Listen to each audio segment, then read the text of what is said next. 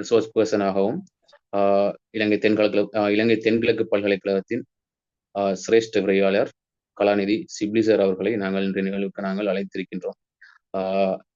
அந்த அடிப்படையில் இன்ஷா அல்லாஹ் இன்றைய நாள் நிகழ்வில் இலங்கையில் இருக்கின்ற முக்கியமான சர்வீஸ் எக்ஸாம்ஸை பற்றியும் அது தொடர்பான பூரண விளக்கங்கள் தொடர்பாகவும் அதன் பரீட்சை கட்டமைப்பு தொடர்பாகவும் எவ்வாறு தம்மை தயார்படுத்திக் கொள்ள வேண்டும் என்ற விளக்கங்கள் தொடர்பாகவும் டாக்டர் சிப்லி சார் அவர்கள் எம்மோடு இன்று கலந்துரையாட இருக்கின்றார்.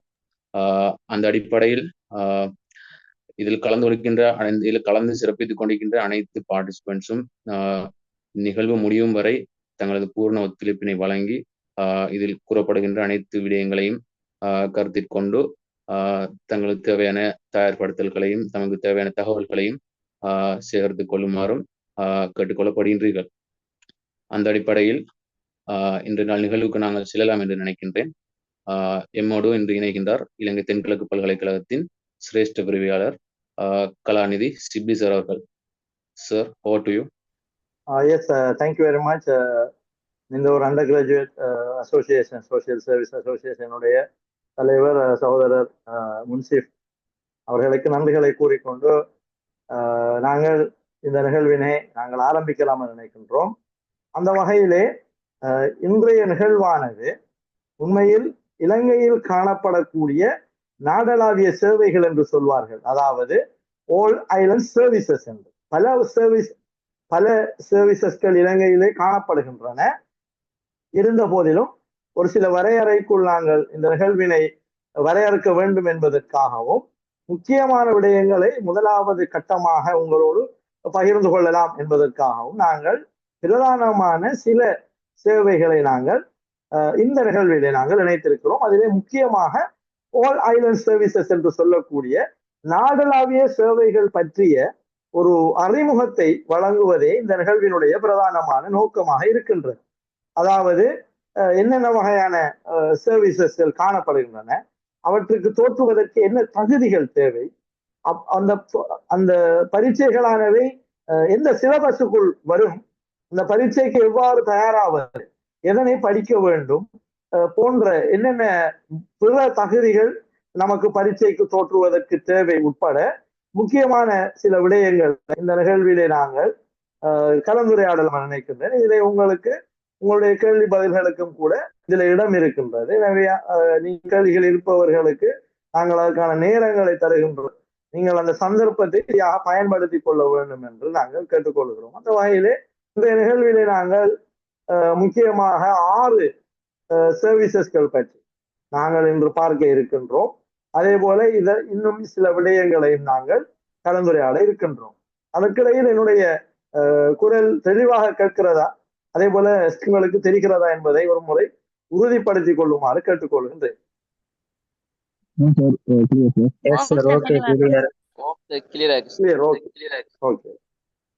இப்ப நான் முதலாவது உங்கள்ட்ட கேட்கிற கேள்வி நீங்க செட்ல ஆன்சர் பண்ணலாம் அல்லது நீங்க உங்களுக்குள்ள ஆன்சர் பண்ணி கொள்ளலாம். இப்ப நீங்க என்ன பட்டப்படிப்பை தொடர்ந்து கொண்டிருக்கிறீர்கள் அல்லது என்ன பட்டப்படிப்பை பூர்த்தி செய்திருக்கிறீர்கள் என்ற விவரங்களை நீங்கள் முடியுமானவர்கள் செட்டிலே குறிப்பிடுங்கள். அல்லாத பட்சத்திலும் அது பிரச்சனை இல்லை. இருந்த போதிலும் இந்த கேள்வி எனக்கு பின்னர் தேவைப்படும். ஏனென்றால் சில சர்வீஸ் எக்ஸாம்களுக்கான தகுதிகளை நாங்கள் ஆராய்கிற போது அதற்கான சரியான பட்டம் நம்மிடம் இருக்கிறதா என்பதனை நாங்கள் சரிபார்த்துக் கொள்வதற்கு இலகுவாக இருக்கும். எனவே ஏதேனும் விசேட விடயங்கள் அதிலே காணப்பட்டால் அவற்றை நான் உங்களுக்கு குறிப்பிடலாம் என நினைக்கிறேன். எனவே நீங்கள் தொடர்ச்சியாக உங்களுடைய பட்டப்படிப்பை நீங்கள் குறிப்பிடலாம். உங்களுடைய கல்வி நீங்கள் எதனை கற்கிறீர்கள் அல்லது கற்க இருக்கிறீர்கள் அல்லது கற்று முடித்திருக்கிறீர்கள் அல்லது இந்த நிகழ்விலே சில வேளைகளிலே சில பெற்றோர்கள் இணைந்திருக்கலாம் அல்லது சில சகோதரர்கள் இணைந்திருக்கலாம் அல்லது இதனை பற்றி அறிவினை பெற்றுக் கொள்வதற்காகவும் சிலர் இணைந்திருக்கலாம். அத்தகையவர்களும் நீங்கள் உங்களுடைய நீங்கள் முடித்த பட்டங்களை பற்றி நீங்கள் எனக்கு தெரியப்படுத்தலாம். தேவை ஏற்படுகிற போது நான் அதற்கு வருகிறேன். அதற்கு முதலிலே பாருங்கள், கிராஜுவேட் அவுட்புட்ஸ், அதாவது இன்னும் 2023ஆம் ஆண்டினுடைய தரவுகளை பல்கலைக்கழக மானியங்கள் ஆணைக்குழு வெளியிடவில்லை. இருந்த போதிலும் இலங்கையிலே ஒரு வருடத்திற்கு எத்தனை பட்டதாரிகள் வெளியாகிறார்கள், கிராஜுவேட் அவுட்புட்ஸ் என்ன என்று நாங்கள் பார்க்கின்ற போது 2022ஆம் ஆண்டிலே 30,329 பேர் தங்களுடைய பட்டங்களை முதல் பட்டத்தை பூர்த்தி செய்திருக்கிறார்கள். போஸ்ட் கிராஜுவேட் பட்ட மேற்படிப்பினை 10,348 பேர் பூர்த்தி செய்திருக்கிறார்கள். எனவே நீங்கள் இதில் இந்த நீல நிறத்தை தான் அவதானிக்க வேண்டும். பொதுவாக ஆல் ஐலண்ட் சர்வீசஸ்களுக்கு ஃபர்ஸ்ட் டிகிரி தான் பிரதானமாக தேவை. பிரதானமாக ஆல் ஐலண்ட் சர்வீசஸ் பரீட்சைகளுக்கு தோற்றுவதற்கு தேவையான விடயம், நம்மிடம் இருக்க வேண்டிய முக்கியமான விடயம் முதல் பட்டம். எனவே நீல நிறம். எனவே 2022ஆம் ஆண்டிலே கிட்டத்தட்ட 30,000 பேர் இலங்கையிலே தங்களுடைய பட்டங்களை பூர்த்தி செய்திருக்கிறார்கள் என்றால், அதற்கு முன்னர் ஒரு 30,000 பேர், அதற்கு முன்னர் 28,000 பேர், கடைசியாக அரசாங்கமானது டிஓ டெவலப்மெண்ட் ஆபீசர்ஸ்களுக்கான தொழில்களை வழங்கியது அன்னளவாக 2019-20 காலப்பகுதி.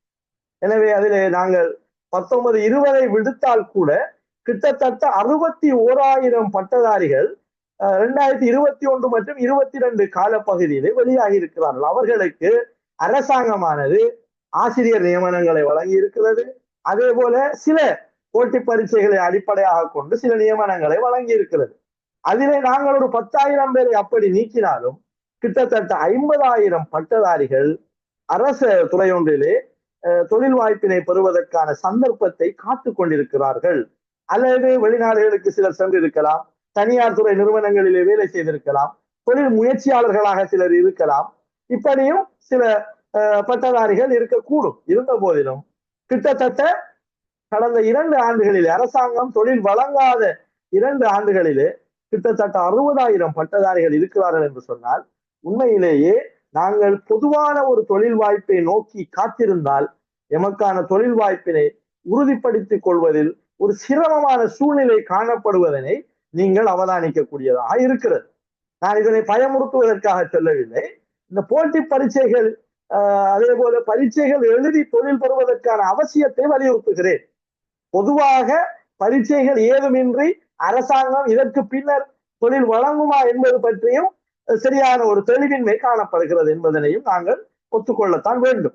இருந்த போதிலும் நீங்கள் அவ்வாறான காத்திருப்புகளில் இருந்து தவிர்த்து கொள்வதற்காக நீங்கள் தயாராகக்கூடிய பல வழிமுறைகள் காணப்படுகின்றன. இலங்கையிலே பல பரீட்சைகள், பல வகையான தொழில் வாய்ப்புகள், தனியார் துறையாக இருக்கலாம், அரசு துறையாக இருக்கலாம், அவற்றுக்கான சந்தர்ப்பங்கள் நிறையவே காணப்படுகின்றன என்பதனால் நீங்கள் யாருமே இது குறித்து பயப்பட தேவையில்லை. சரியான ஒரு தயார்படுத்தலை நீங்கள் மேற்கொள்வீர்களாக இருந்தால், சரியான ஒரு தயார்படுத்தலின் மூலமாக உங்களை நீங்கள் என்ன செய்து கொள்ளலாம் என்றால் நல்ல ஒரு தொழில் வாய்ப்புக்குள் உங்களை கொண்டு செல்லக்கூடியதாக இருக்கும்.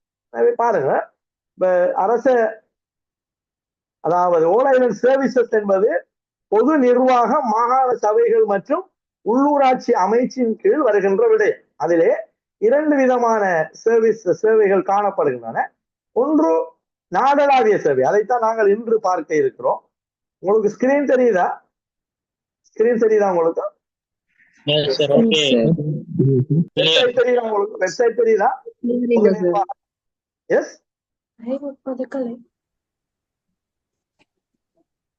வெப்சைட் தெரியுதா? சரியா இருக்குது. ரைட், அடுத்தது 0.9 கிளியரா உங்களுக்கு? ரைட், ஓகே, சரி. சோ பாருங்க, இதுல நாடளாவிய சேவைகள் என்று ஒரு பகுதி, இணைந்த சேவைகள் என்று இன்னொரு சேவை, 2 வகையான சேவைகள் இருக்கின்றன. இதிலே நான் மிக முக்கியமாக இன்றைக்கு இலங்கை நிர்வாக சேவை, இலங்கை கணக்காளர்கள் சேவை, இலங்கை திட்டமிடல் சேவை, இலங்கை விஞ்ஞான சேவை, அதனோடு இன்னும் 2 சேவைகள் கல்வி அமைச்சினால் நிர்வகிக்கப்படுகின்ற இலங்கை கல்வி நிர்வாக உத்தியோகத்தர் சேவை, SLEAS என்று சொல்வோம், அதனையும் அதே போல வெளிநாட்டு அமைச்சினால் ஃபாரின் மினிஸ்ட்ரியினால் கையாளப்படுகின்ற ஸ்ரீலங்கா ஓவர்சீஸ் சர்வீஸ் அல்லது ஸ்ரீலங்கா ஃபாரின் சர்வீஸ் என்கின்ற இந்த 6 சேவைகளையும் தான் நாங்கள் இன்றைக்கு பிரதானமாக பார்க்க இருக்கிறோம். இந்த அறிமுகத்தில் இருந்து நீங்கள் உங்களோட தேடலை நீங்கள் என்ன செய்யலாம், ஆரம்பிக்கலாம். அல்லது நீங்கள் அது குறித்த விளக்கங்களை எங்களிடம் மேலதிகமாக கேட்டு பின்னரும் கூட பெற்றுக்கொள்ளக்கூடியதான ஒரு சூழலை நாங்கள் ஏற்படுத்துகிறோம்.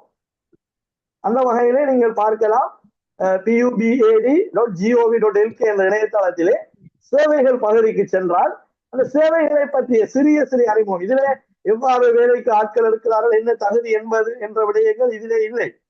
இதிலே ஏற்கனவே இந்த சேவையில இருப்பவர்களுக்கான சர்க்குலர்ஸ்கள் இதிலே பதிவேற்றப்படுகின்றன. இது புதிதாக சேவையில இணைய விரும்புபவர்களுக்கான தகவல்கள் இந்த தற்போதைக்கு இல்லை. ஆனால் சில முக்கியமான விடயங்கள் நீங்கள் சற்று ஆழமாக பார்க்கின்ற போது உங்களுக்கு தெரிய வரும் இதிலே. எனவே இந்த இணையதளத்தின் ஊடாக கூட நீங்கள் நிறைய விடயங்களை பார்க்கலாம். எனவே பொது நிர்வாக, மாகாண சபைகள் மற்றும் உள்ளூராட்சி அமைச்சின் கீழ் தான் பிரதானமான 4 சேவைகளை நாங்கள் இன்றைக்கு பார்க்க இருக்கிறோம். அதே போல கல்வி அமைச்சினுடைய ஒரு சேவையும், அதே போல வெளிநாட்டு அமைச்சினுடைய இன்னொரு சேவையாக 6 சர்வீஸ் எக்ஸாம் பற்றிய விடயங்களை நாங்கள் இன்றைக்கு அலசி ஆராயலாம் நினைக்கிறேன். உண்மையிலேயே இவ்வாறான சூழ்நிலையிலே நீங்கள் யாரும் அகப்பட்டு விட வேண்டாம் என்ற விடயத்தை நாங்கள் மீண்டும் மீண்டும் வலியுறுத்துகிறோம். பட்டதாரிகளுக்கான வேலை வாய்ப்புகள், பட்டதாரிகளுக்கான தொழில் வாய்ப்புகளுக்கான போராட்டங்கள் என்று நீங்கள் நகர வேண்டிய அவசியம் இல்லை. ஏனென்றால் நீங்கள் செய்ய வேண்டியதெல்லாம் ஒரு போட்டி பரீட்சையிலே சித்தி அடைவதும் அதிலே நீங்கள் தேர்ச்சி பெறுவதும் தான் நீங்கள் இப்போதைக்கு தயாராக வேண்டிய ஒரு விடயம்.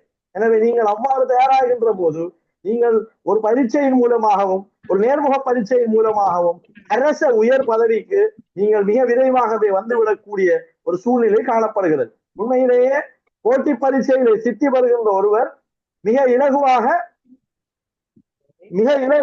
உயரங்களுக்கு சென்று விடுகிறார். ஆனால் தொழிலுக்காக காத்திருக்கின்றவர்கள் நீண்ட காலமாக தொழிலுக்கு காத்திருக்க வேண்டிய ஒரு சூழ்நிலைக்குள் ஆகப்படுகிறார். சவுண்ட் கிளியரா கிளியர் இல்லையா? அதையும் கொஞ்சம் ஒரு தடவை கன்ஃபார்ம் பண்ணுங்க.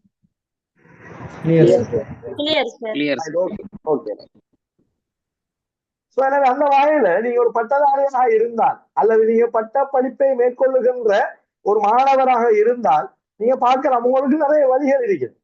நீங்க அரசாங்க பூல் அப்பாயின்மெண்ட்ஸ், அதாவது டெவலப்மெண்ட் ஆபீசர்ஸ் என்று அரசாங்கம் சில வேளைகளிலே 25,000 பேர், 30,000 பேர், 40,000 பேர், 50,000 பேர் என்று சில நியமனங்களை கடந்த காலங்களிலே வழங்கி இருக்கிறது.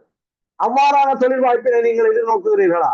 அல்லது economic administrative and teaching positions என்று பல வாய்ப்புகள் உங்களுக்கு இருந்தாலும் நாங்கள் இன்றைக்கு பார்க்கக்கூடிய ஆல் ஐலண்ட் சர்வீசஸ் அதை டார்கெட் பண்ணுவது எவ்வாறான நன்மைகளை உங்களுக்கு ஏற்படுத்தும் என்பதை பற்றி நாங்கள் பல விடயங்களை கூற முடியும். உண்மையிலேயே இருவர், நான் எந்த விடயங்கள் என்று சொல்லவில்லை, 2 பேர். அதில் ஒருவர் இலங்கை கணக்காளர் சேவை பரீட்சையிலே சித்தி அடைந்தார். ஒருவர் மிகவும் நெருக்கமான 2 பேரை பற்றி ஒரு விடயத்தை சொல்வது, நான் பெயர் விவரங்கள் இதனை நான் குறிப்பிட விரும்பவில்லை. 2 பேர், ஒருவர் கணக்காளர் பரீட்சையில சித்தி அடைகிறார். 2 பேரும் ஒரே பேட்ச், ஒரே ஸ்பெஷல், ஒரே கிளாஸ், ஒரே பல்கலைக்கழகம். அதில் ஒருவர் கணக்காளர் சேவையில சித்தி அடைந்து ஒரு அரச துறையிலே கணக்காளர் ஆகின்றார்.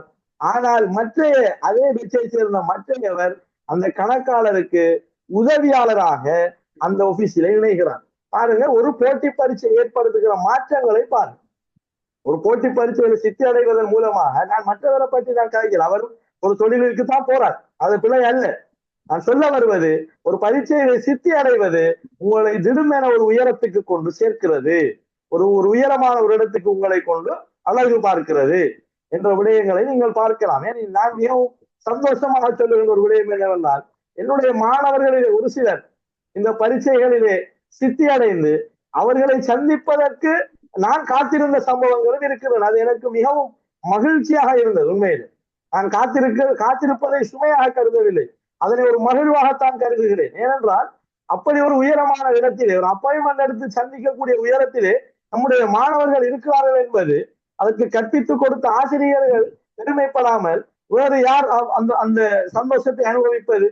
அவர் குறிப்பிட்டவருடைய பெற்றோர்களும் அவரை கற்றுக் கொடுத்த ஆசிரியர்களும் தான் மிக பிரதானமாக இதை சந்தோஷப்படுபவர்கள். அவ்வாறு நான் காத்திருந்து சந்தித்த மாணவர்கள் இருக்கிறார்கள். அதே போல நல்ல உயரமான இடங்களிலே நான் சந்தித்தவருடைய மாணவர்கள் இருக்கிறார்கள். எங்களை ஜூனியர், சீனியர், இப்படி பலரை நாங்கள் பார்த்திருக்கிறோம். எனவே அது மகிழ்வான ஒரு விடயம். எனவே நீங்கள் ஒரு பரீட்சையில சித்தி அடைவதன் மூலமாக நீங்கள் ஒரு உயரமான இடத்துக்கு, ஒரு உயர்ந்த அரசு தொழில் பதவிக்கு நீங்கள் குறைந்த வயதிலேயே அமரக்கூடிய ஒரு பாக்கியம் இந்த ஆல் ஐலண்ட் சர்வீஸிலே காணப்படுகிறது. எனவே நீங்கள் எல்லோரும் ஏதோ ஒரு ஆல் ஐலண்ட் சர்வீஸ் பரீட்சையிலே உங்களுக்கு தகுதியான, உங்களுடைய பட்டப்படிப்புக்கு பொருத்தமான, நீங்கள் விண்ணப்பிக்கக்கூடிய ஒரு பரீட்சைக்கு நீங்கள் இப்போதே தயாராக வேண்டியது என்பது ஒரு முக்கியமான ஒரு விடயமாகத்தான் இங்கே குறிப்பிட வேண்டி இருக்கிறது. பாருங்க, நீங்க இதுல வந்து நீங்க சிலர் கேள்விகள் கேட்டிருக்கீங்க, அதுக்காக தான் நான் சொல்றேன். ஜெனரல் டிகிரி, ஸ்பெஷல் டிகிரி ரெண்டு விஷயம் இருக்கு. ஜெனரல் அரச போட்டி பரீட்சைகளை பொறுத்தவரையிலே ஒரு பட்டப்படிப்பு இருந்தால் போதுமானது. ஒரு பட்டப்படிப்பு இருந்தால் சிலருக்கு கிளாஸ் தேவை, சிலருக்கு கிளாஸ் தேவையில்லை. நாம பார்ப்போம். இன்னைக்கு நான் உங்களுக்கு அது சொல்லி தருவேன். ஆனா இன்டர்வியூல வந்து உங்களோட ஒரு ஸ்பெஷல் டிகிரி இருக்குமாண்டா உங்களுக்கு வந்து சில நேரங்கள்ல புள்ளிகள் சில வேளைகள் அதற்கென்று கொஞ்சம் அதிகமான புள்ளிகள், கிளாஸ் இருந்தால் அதற்கென்று இன்டர்வியூல அதிகமான புள்ளிகள் கிடைக்கும். ஆனால் ஜெனரல் டிகிரி செய்தாலும் கூட நீங்கள் அந்த போட்டி பரீட்சைகளுக்கு தோற்ற முடியும். ஆனால் அது எங்கே வேறுபடுகிறது என்றால், ஸ்ரீலங்கா குவாலிபிகேஷன் ஃப்ரேம்வொர்க், இலங்கை கல்வி மட்டங்களிலே ஒரு ஜெனரல் டிகிரியை பூர்த்தி செய்கிறவர் 5வது மட்டத்திலே இருப்பார், ஒரு ஸ்பெஷல் டிகிரியை பூர்த்தி செய்கிறவர் 6வது மட்டத்திலே இருப்பார். இதுதான் இதற்கு இரண்டுக்கும் இடையிலான பிரதானமான வேறுபாடு. இரண்டுக்குமான பிரதானமான வேறுபாடு இதுதான். ஆனால் ஜெனரலுக்கும் ஏராளமான வாய்ப்புகள் இருக்கின்றன, ஸ்பெஷல் டிகிரிக்கும் ஏராளமான வாய்ப்புகள் இருக்கின்றன. நான் இங்கே பார்ப்பது அரச தீவளாவிய போட்டி பரீட்சைகளுக்கு தேவையான பட்டங்களை பற்றி. அதற்கு சிறப்பு பட்டமாகவும் இருக்கலாம், அல்லது ஒரு ஜெனரல் டிகிரி ஒரு பொது பட்டமாகவும் உங்களுடைய பட்டம் இருக்கலாம். அதில் எந்த தடையும் இல்லை. ஏனென்றால் 2018ஆம் ஆண்டு SLLC சித்தி அடைந்த ஒருவர், எனக்கு தெரிந்த ஒருவர், என்னுடைய மாணவர், அவர் ஜெனரல் டிகிரி. அதுல எந்த தடையும் இல்லை. ஜெனரல் டிகிரி செய்தாலும் பிரச்சனை இல்லை, ஸ்பெஷல் டிகிரி செய்தாலும் பிரச்சனை இல்லை. இந்த போட்டி பரீட்சைகளுக்கு சில வேளைகளிலே அது நம்ம இன்டர்வியூல ஒரு சில புள்ளிகளை நாங்கள் அதிகமாக பெறுவதற்கு அல்லது வேறு தொழில் வாய்ப்புகளை நோக்கி நகர்வதற்கு இந்த இரண்டுக்கும் இடையிலான வேறுபாடுகள் செல்வாக்கு செலுத்தும். எனவே இதுல எது பெஸ்ட் என்ற கேள்வி எல்லாம் இல்லை. அது உங்களுடைய சந்தர்ப்ப சூழ்நிலைகளை வைத்து நீங்கள் தீர்மானிக்கலாம். ஆனா என்ன கேட்டால், நீங்கள் பட்டத்தை பூர்த்தி செய்கிற நீங்கள் முடியுமானால் நீங்க ஒரு விசேட துறையிலே கற்றுக்கொள்வது என்பது உங்களுடைய எதிர்காலத்திலே நீங்கள் எதிர்பாராத பல வாய்ப்புகளை உங்களுக்கு ஏற்படுத்தி தரலாம். என்னை கேட்டால். ஆனால் அதற்காக நீங்கள் ஜெனரல் டிகிரி செய்ய வேண்டாம் என்ற ஒரு விடயத்தை நான் சொல்ல வரவில்லை. இரண்டுக்கும் வாய்ப்புகள் இருக்கின்றன. ஆனால் வெவ்வேறான இடங்களிலே வெவ்வேறான வகிபாகங்களை இரண்டு பட்டங்களும் வைத்திருக்கின்றன என்பதை கவனத்திலே கொள்ளுங்கள். இதனை பொறுத்தவரையில நமக்கு ஜெனரல் டிகிரி இருந்தாலும் போதுமானது. போட்டி பரீட்சைகளுக்கு நாங்கள் தோற்றுவதற்கு நமக்கு ஜெனரல் டிகிரி இருந்தாலும் அது போதுமானது என்ற விடயத்தை நீங்க புரிந்து கொள்ள வேண்டும். எனவே ஜெனரல் டிகிரி செய்தால் போட்டி பரீட்சை எழுதலாமா எழுதலாம் என்ற கேள்வி உங்களுக்கு அவசியம் இல்லை. ஜெனரல் டிகிரி இருந்தாலும் நீங்க எழுதலாம் என்பதை நீங்க கவனத்தில் எடுங்க. இப்ப நீங்க வந்து ஒரு அம்பாசிடரா வர விரும்புறீங்களா, ஒரு அமைச்சருடைய செயலாளராக, அல்லது ஒரு அமைச்சருடைய பிரதம செயலாளராக, அல்லது ஒரு GA ஆக, ஒரு டைரக்டர் ஜெனரலாக, ஒரு கமிஷனர் ஜெனரலாக, ஒரு ஆணையாளராக, இப்படியான பதவிகளுக்கெல்லாம் நாங்கள் வர விரும்பினால் இதற்கான தீர்வுதான் அரச தீவளாவிய போட்டி பரீட்சைகள். அதாவது நாங்கள் இன்றைக்கு பார்க்க இருக்கின்ற போட்டி பரீட்சைகளிலே நீங்கள் சேருவதன் மூலமாக இவ்வாறான, உதாரணத்துக்கு தான் நான் இந்த பதவிகளை தந்திருக்கிறேன், இது போன்ற உயரமான இடங்களுக்கு நீங்கள் செல்வதற்கான வாய்ப்புகள் உங்களுக்கு ஏற்படும் என்பதை நீங்க கவனத்தில் எடுங்க. பாருங்க, இதுல வந்து என்னென்ன சர்வீசஸ் இருக்குது அப்படின்னு பார்த்தா 2 விண்டோ இருக்கு. 2 வழிகளிலே பல சேவைகளுக்கு ஆட்சேர்ப்புகள் நடைபெறுகிறது. அதுல ஒன்று வந்து ஓப்பன் சிறந்த போட்டி பரீட்சை, இரண்டாவது லிமிடெட் வரையறுக்கப்பட்ட அல்லது மட்டுப்படுத்தப்பட்ட போட்டி பரீட்சை. அதாவது ஏற்கனவே அரச தொழில இருக்கிறவங்களையும் சில சேவைகள் உள்வாங்கும், அதை லிமிடெட் என்று சொல்ற. பட்டம் முடித்து விட்டு நேரடியாகவே போட்டி பரீட்சைகளை எழுதுவதற்கு தயாராகிறவர்களை திறந்த ஓப்பன் என்று சொல்றோம். நாம இன்றைக்கு பார்க்க இருக்கிறது ஓப்பன் மட்டும்தான். ஏனென்றால் உங்களுக்கு தேவை ஓப்பன் தான். டூ மெனி இன்ஃபர்மேஷன்ஸ், அதாவது இன்ஃபர்மேஷன் ஓவர்லோடட் என்பதும் உங்களுக்கு சிரமமாக சுமையாக மாறும். எனவே முக்கியமான விடயங்களை ஒரு குறிப்பிட்ட வரையறைக்குள்ளதான் நான் இன்றைய அமர்வினை நான் வந்து டிசைன் பண்ணி இருக்கிறேன். அதுல இன்னைக்கு நாம பார்க்க இருக்கிறது வந்து ஓப்பன் எக்ஸாம் சம்பந்தமா. அதாவது நீங்க உங்களுடைய வயது, பட்டப்படிப்பு இரண்டும் சரியாக இருந்தால் நீங்கள் தோற்றக்கூடிய வழிமுறைகளை தான் நாம இன்னைக்கு பார்க்கோம். அந்த வாய்ப்புகள் இல்லாமல் போனால் கூட இந்த சர்வீஸ், அதாவது இந்த சர்வீஸ் எக்ஸாம்களிலே தோற்றுகின்ற வாய்ப்பு நீங்கள் வேறொரு அரசு தொழிலில் இணைந்த பிறகும் உங்களுக்கு இருக்கிறது. ஆனால் அதற்கு காலம் எடுக்கும் என்பதனையும் நீங்க கவனத்தில் எடுங்க. பாருங்க, இதை வந்து சொல்றாங்க general list of all island சர்வீசஸ்ல ஜெனரல் பொதுவான சர்வீசஸ்கள் இருக்கு. ஸ்ரீலங்கா அட்மினிஸ்ட்ரேட்டிவ் சர்வீஸ் SLAS என்று சொல்றோம், Sri Lanka overseas service foreign service என்று சொல்றோம், Sri Lanka education administrative service SLEAS என்று சொல்றோம், ஸ்ரீலங்கா பிளானிங் சர்வீஸ் SLPS என்று சொல்றோம். அதே போல சில ஸ்பெசிபிக்கான சில ஐலண்ட் சர்வீசஸ் இருக்குது. Sri Lanka accountancy service, scientific service, engineering service, agricultural service, architectural service. இது ரெண்டுக்குமான பிரதான வேறுபாடு என்னன்னு சொன்னால், இதற்கு பெரும்பாலும் எல்லா பட்டங்களுமே போதுமானது. அதாவது ஜெனரல் என்று சொல்றதுக்கு பொதுவாக எல்லா பட்டங்களும் இதற்கு போதுமானது. ஓலைகள் சர்வீஸ் ஸ்பெசிபிக் என்பதுல குறிப்பிட்ட பட்டங்களை நீங்க பூர்த்தி செய்திருக்க வேண்டும். இதான் இந்த ரெண்டுக்குமான வேறுபாடாக நாங்க பார்க்கலாம்.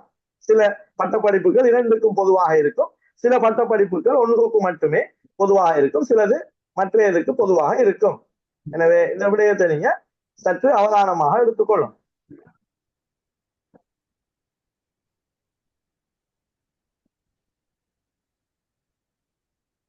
அப்ப என்ன தேவை? இப்ப நமக்கு இந்த போட்டி பரீட்சைகளுக்கு தோற்றுவதற்கு நமக்கு என்ன தேவை அப்படிங்கிறத நாம முதல்ல விளங்கிக் கொள்வோம்.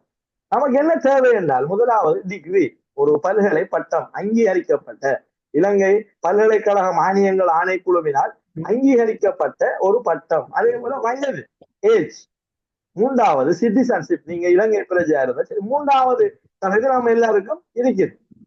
இதுல ஒருவரும் வெளிநாட்டு குடியுரிமையோட இருக்கிறவங்க இருக்க வாய்ப்பு இல்லை. ஆனா மற்ற ரெண்டு விடயங்களும், அதாவது விண்ணப்பம் கோரப்படுகின்ற திகதிக்கு, அவர்கள் குறிப்பிடுகின்ற திகதிக்கு முன்னதாக உங்களுடைய பட்டம் பூர்த்தி செய்யப்பட்டிருக்க வேண்டும். 2024 டிசம்பர் 31க்கு இடையில உங்களோட பட்டம் இருக்கணும் என்று சொன்னால், ஜனவரி 1ஆம் தேதி இருந்தால் கூட அது பிரச்சனையாக மாறும். ஜனவரி 10ஆம் தேதியா இருந்தால் கூட அது பிரச்சனையாக மாறும். எனவே அந்த திகதிக்குள்ள குறித்த பட்டம் இருக்க வேண்டும். அடுத்தது வயது, ஏஜ். உங்களுடைய வயதும் அவர்கள் குறிப்பிடுகின்ற வயது எல்லைக்குள்ள இருக்க வேண்டும். இந்த ரெண்டும் பிரதானமாக தேவையான விடயமாக இருக்கிறது. இதுல பாருங்க, என்ன போட்டி பரீட்சை என்ன, இரண்டு விதமாக அது பிரிக்கப்படுகிறது. ஒன்று ரிட்டன், அடுத்தது ஓரல், எழுத்து மூலமான பரீட்சையும் அதற்கு பின்னர் வாய்மொழி மூலமான பரீட்சையும். இரண்டு பரீட்சை, அதாவது நாம சுருக்கமா சொல்ல போனா எக்ஸாமும் இன்டர்வியூவும் அப்படின்னு சொல்லலாம். ரிட்டன் அண்ட் ஓரல் என்பதை நாம எழுதுற எக்ஸாமும் அதுக்கு பிறகு ஒரு இன்டர்வியூவும் அப்படின்னு சொல்லி நாம விளங்கி கொள்ளலாம். அப்படி ரெண்டாக பிரிக்கப்படுது. பாருங்க, செலெக்ஷன் ப்ரொசீஜர் ரெண்டுக்குமான புள்ளிகள் தான். இதுல நோ கோட்டா, கோட்டா இல்ல, எத்னிசிட்டி பாக்குறல்ல, ஜெண்டர் பாக்குறல்ல, டிஸ்ட்ரிக்ட் பாக்குறல்ல, மீடியம் பாக்குறல்ல, இது ஒன்றும் பாக்குறல்ல. நீங்க ரிட்டன், இன்டர்வியூ இரண்டிலும் தேறி கணிசமான தேவையான புள்ளிகளுக்கு மேல் பெற்றீர்கள் என்றால் நீங்கள் தெரிவு செய்யப்படுவீர்கள். இதுல மாவட்ட ரீதியான கோட்டாக்களோ அல்லது வேற எந்த விதமான விஷயங்களோ இல்லை. பரீட்சையில சித்தி அடைகின்ற விடயம்தான் இதுல முக்கியமான ஒன்றாக காணப்படுகிறது.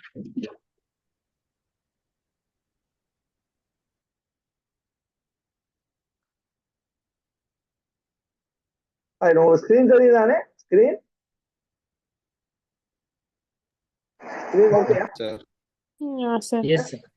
Okay right, okay okay right right. So இதுல பாருங்க, அப்ப நம்ம எக்ஸாம் பாஸ் ஆகி இன்டர்வியூ பாஸ் ஆகினோம்னு சொன்னால் டாப் ஓர்டர் மார்க்ஸ் அடிப்படையில நமக்கு நியமனம் கிடைக்கும். அதுல வேற எந்த விதமான செல்வாக்குகளும் இதுல இல்லை அப்படிங்கறத கவனத்தில் எடுங்க. அதுல கடந்த ஆண்டு 2021-10-15 கடைசியாக கோல் பண்ணப்பட்டு 2023ஆம் ஆண்டு ஜூலை காலப்பகுதியில் எக்ஸாம் நடந்தது. ஏன்னா கடந்த காலப்பகுதியில் நடந்த சில பொருளாதார நெருக்கடிகள், பிரச்சனைகள் காரணமாக கிட்டத்தட்ட 1.5 வருடத்துக்கு எடுத்துச்சு கோல் பண்ணினது. ஆனா கடந்த முறை எப்படி கோல் பண்ணியிருந்தாங்கன்னா, லாஸ்ட் டைம்ல இருந்து 2021 இருந்து இந்த பரீட்சை முறை மாறிவிட்டது. அதாவது கடந்த காலங்களை போல அல்லாமல் இந்த பரீட்சை முறையானது மாறி இருக்குது. எப்படி என்று சொல்லி நான் ஒரு சொல்லிட்டார். அதாவது Sri Lanka administrative service, Sri Lanka accountancy service, Sri Lanka planning service, Sri Lanka education administrative service, Sri Lanka scientific service, இந்த 5க்கும் சேர்த்து பார்ட் 1 எக்ஸாம் ஒன்றுதான். நீங்க உங்களுக்கு தகுதி இருந்தா நீங்க 5க்கும் அப்ளை பண்ணலாம். இதுல உங்களுக்கு 3க்கு அப்ளை பண்ண தகுதி இருந்தா நீங்க 3க்கும் அப்ளை பண்ணலாம். ஆனால் உங்களுக்கு இந்த எல்லாத்துக்கும் சேர்த்து பார்ட் 1 எக்ஸாமாக ஒரு எக்ஸாம் நடக்கும், 2 பாடம். அந்த பார்ட் 1ல பாஸ் ஆகினத்துக்கு பிறகு உங்களுக்கு குறித்த துறை சார்ந்த எக்ஸாம், 2வது எக்ஸாம் நடக்கும், திருப்பி நடக்கும். எனவே நீங்க பார்ட் 1க்கு இப்பவே ரெடி ஆயினீங்கன்னு சொன்னா பார்ட் 1க்கு இப்பவே ரெடி ஆகினீங்கன்னு சொன்னால், இப்ப இருந்து ரெடி ஆகிட்டு வந்தீங்கன்னு சொன்னா, இதுல இந்த 5 போட்டி பரீட்சைகள்ல உங்களுக்கு தகுதியான 1, 2, 3, 4, 5லுமோ நீங்க சித்தி அடைந்தால் இந்த 5லையுமே பார்ட் 2 எழுதி ஏதாவது ஒரு சர்வீஸ்ல நுழைவதற்கான வாய்ப்பு உங்களுக்கு காணப்படுகிறது. எக்ஸாம் மீடியம் நீங்க விரும்பின மீடியம் எழுதலாம். தமிழ், சிங்களம், ஆங்கிலம் நீங்க விரும்பின மீடியம் எழுதலாம். தமிழ் எழுதுறது நல்ல மீடியம் பாக்குறல தானே, மீடியம் பாக்குறல. சோ நமக்கு இலகுவான மொழி, ஏன்னா கம்ப்ரஹென்ஷன் வரும். கட்டுரை எழுதுறது, சுருக்கம் எழுதுறது, மொழியை மாத்துறது, மொழி நடையை திருத்துறது, இதெல்லாம் வரும். எனவே நாம ரிஸ்க் எடுக்க இயலாது. நாம தமிழ் எழுதுறது பொருத்தம். நல்லா பாருங்க, இப்ப பரீட்சை எப்படி மாறி இருக்குன்னு பாருங்க. நியூ சிஸ்டம் 2021 பரீட்சை கோல் பண்ணப்பட்டு 23 நடந்த பரீட்சையில சிஸ்டம் இந்த 5 எக்ஸாமுக்கும் ஒரே பேப்பர் தான் பார்ட் 1. இந்த 5 எக்ஸாமுக்கும் ஒரே பேப்பர். நுண்ணறிவு பரீட்சை 1.5 மணித்தியாலம், திரையிட்டல் 2 மணித்தியாலம். இது 2 மட்டும்தான் முதல் நடக்கும். இது 2 பரீட்சையும் தான் முதல் நடக்கும். நல்லா கவனி. இந்த 2ல நீங்க சித்தி அடைந்தால், சித்தி அடைந்த பிற்பாடு நீங்கள் எதற்கு விண்ணப்பிச்சிருக்கீங்களோ அதற்கான பார்ட் 2 பரீட்சை தனித்தனியாக நடைபெறும். இப்ப நீங்க 3 சர்வீஸ் எக்ஸாமுக்கு தகுதி பெறீங்க. இந்த பார்ட் 1ல பாஸ் ஆகிருக்கீங்க, 3 சர்வீஸ் எக்ஸாம் அப்ளை பண்ணிருக்கீங்க. பார்ட் 2 எக்ஸாம் இந்த 3க்கும் எழுதுறதுக்கான வாய்ப்பு உங்களுக்கு இருக்கும். இந்த 3ல நீங்க 2வதுல ஹையஸ்ட் மார்க்ஸ் எடுத்து இன்டர்வியூக்கு செலக்ட் ஆகுறீங்க, அல்லது 2ல செலக்ட் ஆகுறீங்க, அல்லது 3லுமே சில வேளைகள் இன்டர்வியூல செலக்ட் ஆகுறீங்க என்றால் உங்களுக்கு ஏதோ ஒரு சர்வீஸ் எக்ஸாம்ல ஏதாவது ஒரு சர்வீஸ்ல நுழைவதற்கான வாய்ப்பு உங்களுக்கு பிரகாசமாக இருக்கிறது. எனவே இப்ப நாம பிரதானமாக டார்கெட் பண்ண வேண்டிய விஷயம் இந்த 2ம் தான். ஏனென்றால் இந்த 2ம் சித்தி அடைந்தால்தான் பார்ட் 2 நமக்கான ஒவ்வொரு சர்வீஸ் எக்ஸாமுக்குமான 2வது பகுதி பரீட்சைக்குள்ள செல்ல முடியும். எனவே நுண்ணறிவு பரீட்சை 1.5 மணித்தியாலம், திரையிட்டல் 2 மணித்தியாலம். இந்த 2ம் நீங்க இப்பவே தயாராகுவது உங்களுக்கு இலகுவாக இருக்கும். எனவே எதிர்வரும் காலங்கள்ல இந்த 5 போட்டி பரீட்சைகளை மீண்டும் ஒன்றாக கோல் பண்ணுவாங்க. இதுல கவனிங்க, ஸ்ரீலங்கா ஃபாரின் சர்வீஸ் இல்ல. ஸ்ரீலங்கா ஃபாரின் சர்வீஸ்ல சிஸ்டம் இதுக்குள்ள இல்ல, அது செப்பரேட்டா தான் வரும். அதை நான் உங்களுக்கு சொல்லித்தார். இந்த 5 பரீட்சைகளும் மட்டும்தான் இந்த மெத்தட்ல பார்ட் 1 பார்ட் 2 நடக்கும். ஒரே பேப்பர் தான் பார்ட் 1. எனவே உங்களுக்கு பார்ட் 1ல ரெடி ஆகினா பார்ட் 2ல நிறைய சர்வீஸுக்கு ட்ரை பண்றதுக்கான வாய்ப்பு உங்களுக்கு கிடைக்கும். இப்ப பாருங்க, பார்ட் 1ல என்ன பேப்பர்னு பாருங்க. இத கொஞ்சம் உங்களுக்கு ஒரு ஏஜ் லிமிட் நான் சொல்லுவேன். உங்களுக்கு ஏஜ் லிமிட் பின்னுக்கு வருது. ஒரு கேட்டிருக்கீங்க ஏஜ் லிமிட்டை பத்தி, நான் சொல்றேன் உங்களுக்கு. லாஸ்ட் இயர் கோல் பண்ணின ஏஜ் லிமிட்டை சொல்லுவேன். அதை அன்னளவா அதை அண்மித்து வரலாம், அதுல கூடலாம் குறையலாம், அது அரசாங்கம் தீர்மானிக்கிறது. லாஸ்ட் இயர் ஏஜ் லிமிட்டை உங்களுக்கு நான் சொல்றேன். பாருங்க, ஒரு 2 மினிட்ஸ் கொஞ்சம் இதை பாருங்க. Syllabus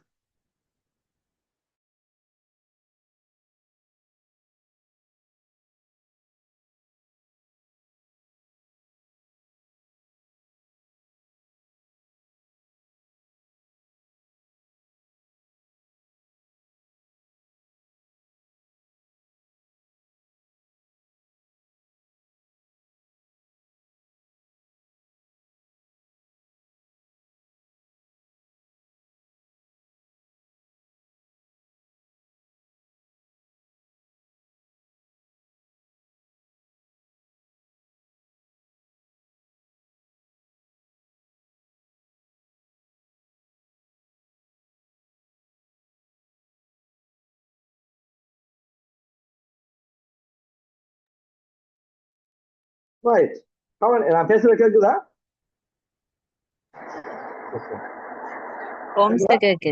okay right. Okay right. Okay, SLASல என்ன ஜாப்ஸ் இருக்குன்னு கேட்டிருக்கீங்க, நான் சொல்லுவேன். அதை உங்களுக்கு சொல்லித்தாங்க. அதே மாதிரி NVQ7 இருந்தா இந்த எல்லா எக்ஸாமும் செய்யலாமான்னு கேட்டிருக்கீங்க. நாம கெசட்டுக்கு வருவேன் நான். இப்ப உங்களுக்கு அதை விளங்கப்படுத்துறதுக்கு என்னென்ன தகுதிகள் கேட்கிறாங்க அப்படிங்கிறதுக்கு அதுல நாம செக் பண்ணி பார்க்கலாம். NVQ level 7 அப்ளை பண்ணலாம்னா அப்ளை பண்ணலாம். அதை நம்ம செக் பண்ணி பார்த்தோம். எக்ஸாம்பிளோட உங்களுக்கு காட்டுறேன், நான் உங்களுக்கு தெளிவா விளங்கு. ரைட். இப்ப பாருங்க, நுண்ணறிவு பரீட்சை என்பது 50 சிறு வினாக்களை கொண்டு அமைந்தது. 100.1.5 மணித்தியாலம். இதுல இது நம்ம சொல்லுவோம் ஆப்டிடியூட் எக்ஸாம்னு சொல்லுவோமே. அதாவது தர்க்கிக்கிற ஆற்றல், மாற்றீடு, பொருள் கோடல், சிக்கல்களை தீர்க்கிற ஆற்றல், எதிர்ப்பு கூறல், வடிவங்களை இனங்காணல், அப்டிடியூட் எக்ஸாம். இது அப்டிடியூட் எக்ஸாம் தான் இது. சரிதானே? அது 1.5 மணித்தியாலத்துக்கு 90 நிமிஷம் உங்களுக்கு கிடைக்கும். 50 கேள்விகள் வரும். நீங்க விரைவாக பதில் அளிக்க வேண்டிய ஒரு தேவை இருக்கு. அடுத்தது கிரகித்தல். கிரகித்தல்ங்கிறது கம்ப்ரஹென்ஷன், அதாவது லாங்குவேஜ், புரிந்து கொள்றதுடன் தொடர்பாடல் ஆற்றல், சாராம்சப்படுத்துறது, விவரிக்கிறது, படைப்பாற்றல், கட்டுரை எழுதுறது, சுருக்கம் எழுதுறது, இப்படியான வினாக்களை கொண்டு அமைந்த வினாக்களாக இருக்கும். இதுல 50 சிறு வினாக்கள், 100 புள்ளிகள், 2 மணித்தியாலங்கள். ஸோ கம்ப்ரஹென்ஷன், அதாவது கிரகித்தலும் நுண்ணறிவும் தான் பார்ட் 1. இந்த ரெண்டையும் தான் நீங்க இப்ப கவனம் செலுத்த வேண்டி இருக்கிறது. நீங்க தமிழ் மீடியத்தில் அப்ளை பண்ணினா தமிழ் லாங்குவேஜ், சிங்கள மீடியத்தில் அப்ளை பண்ணினா சிங்களத்துல வரும் உங்களுக்கு கேள்வி, இங்கிலீஷ்ல அப்ளை பண்ணினா இங்கிலீஷ்ல வரும். மீடியம் நீங்க விண்ணப்பிக்கிற நேரம் செலக்ட் பண்ணணும். சரிதானே? ஸோ இது இரண்டும் தான் உங்களுக்கு. இப்ப இது ரெண்டும் இப்ப உங்களுக்கு தயாராகிறது கஷ்டமா சொல்லுங்க பார்ப்போம். 3 அட்டெம்ப்ட் எக்ஸாம் செய்ய இயலாது. குறிப்பிட்ட வயது இருக்கணும். எஸ்எல்ஏஎஸ் எல்லாம் 2 தரத்துக்கு மேல சிட் பண்ணல வரா. அதுக்கு சில வரையறைகள் இருக்கு. எழுதுறது இப்ப நீங்க ஓ லெவல் வரைக்கும் தமிழ் படிச்சிருக்கீங்க. அதுல உங்களுக்கு கட்டுரை எழுதுறது என்ன, யூனிவர்சிட்டிலையும் சில நேரங்கள்ல தமிழ் பாடங்கள் இருக்கீங்க, தமிழ் மீடியத்துல படிக்கீங்க. சரிதானே? அப்ப உங்களுக்கு இந்த கிரகித்தலுங்கிறது ஒரு விஷயமே இல்லை. பயிற்சி எடுத்தா சரி, எழுதுற பயிற்சி, சுருக்குற பயிற்சி எல்லாமே செய்யலாம். அதே மாதிரி ஆப்டிடியூடும் நீங்க என்ன செய்யலாம், அதுக்கு தயாராகலாம். அதுவும் நீங்க பயிற்சிகளை செய்து, பயிற்சி தான், எல்லாம் பயிற்சி தான். இதுக்கு கெட்டித்தனம் திறமை எல்லாம் இல்லை. அதே மாதிரி ஒரு கேள்வி இருக்கீங்க, இங்கிலீஷ் டிரான்ஸ்லேஷன் எல்லாம் வருமானு, அப்படி இல்லை. சரிதானே? அப்படியான வினாக்கள் இல்லை. உங்களை மொழி ரீதியானது சில வேளைகள்ல ஆங்கில மொழி ரீதியான சில வினாக்கள் வரலாம், அந்தந்த வருடங்கள்ல வரக்கூடிய பரீட்சைகள் தான். ஆனா அதை பெரிதளவில் எதிர்பார்க்கப்பட மாட்டாது. மொழி ரீதியான வினாக்கள் தான் அதுல கூடுதலாக வரும். அதை கவனத்துல எடுங்க. சரிதான்? இப்ப பார்ப்போம். சோ அப்ப இது கஷ்டமா உங்களுக்கு?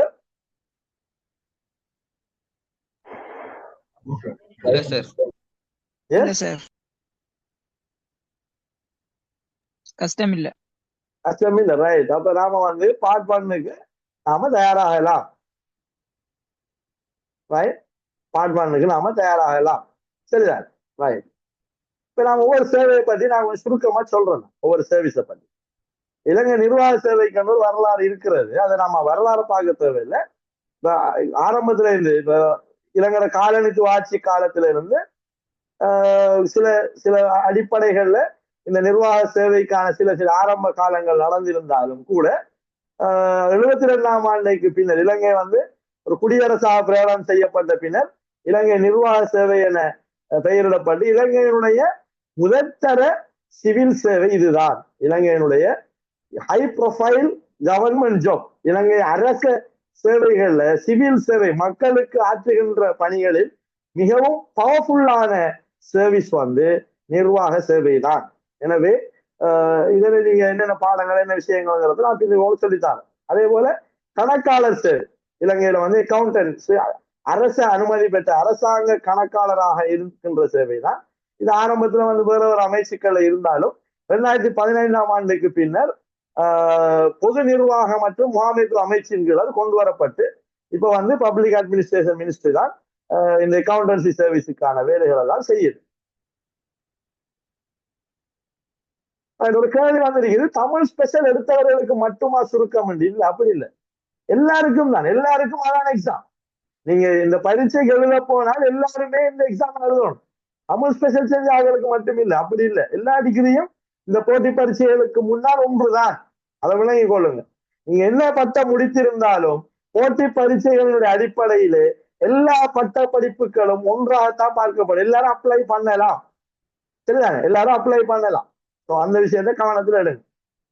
அதே மாதிரி திட்டமிடல் சேவை என்பது நிர்வாக ஏற்பாடுகள், ஒழுங்கு விதிகள் உரிய முறையில செயற்படுத்தப்படுகிறதா, புதிய கொள்கையின் அடிப்படையில உத்தியோகத்தர்கள் வேலை செய்யறாங்களா, அடுத்தது அபிவிருத்தி செயற்திட்டங்களை சுருக்கமாக சொல்ல போனால் ஒரு டிஎஸ் ஆபீஸுக்கு ஒரு பாராளுமன்ற உறுப்பினருடைய 5 லட்சம் ரூபாய் காசு வருகிறது ஒரு வேலை செய்யறதுக்கு.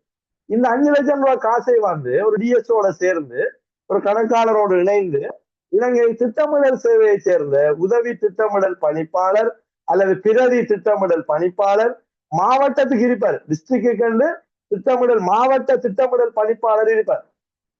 சரிதானே? இவர்கள் எல்லாம் இணைந்து இந்த பணத்தை இந்த பிரதேசத்திலே எப்படி செலவிட வேண்டும், என்னென்ன வேலைகள் இருக்கின்றன என்பதை திட்டமிட்டு அதை நடைமுறைப்படுத்தப்படுகின்ற தொழில் தான் இலங்கை திட்டமிடல் சேவை. இலங்கை திட்டமிடல் சேவையில நீங்க சித்தி அடைந்தால் நீங்க உதவி திட்டமிடல் பணிப்பாளராக உங்களுடைய பயணத்தை ஆரம்பிக்கலாம். அதற்கு பின்னர் பிரதி திட்டமிடல் பணிப்பாளர், பின்னர் மாவட்ட திட்டமிடல் பணிப்பாளர், மேலதிக திட்டமிடல் பணிப்பாளர் என்றெல்லாம் நீங்க உங்களுடைய சேவைகளை விஸ்தரிக்கலாம். எனவே திட்டமிடல் சேவையோ மிகவும் கனதியான ஒரு சேவை. அதுல சித்தி அடைவதன் மூலமாக நீங்க நான் சொன்ன உயர் பதவிகளை வகிக்கக்கூடிய ஒரு இடத்துக்கு நீங்க வரலாம். இலங்கை கல்வி நிர்வாக சேவையை பாருங்க.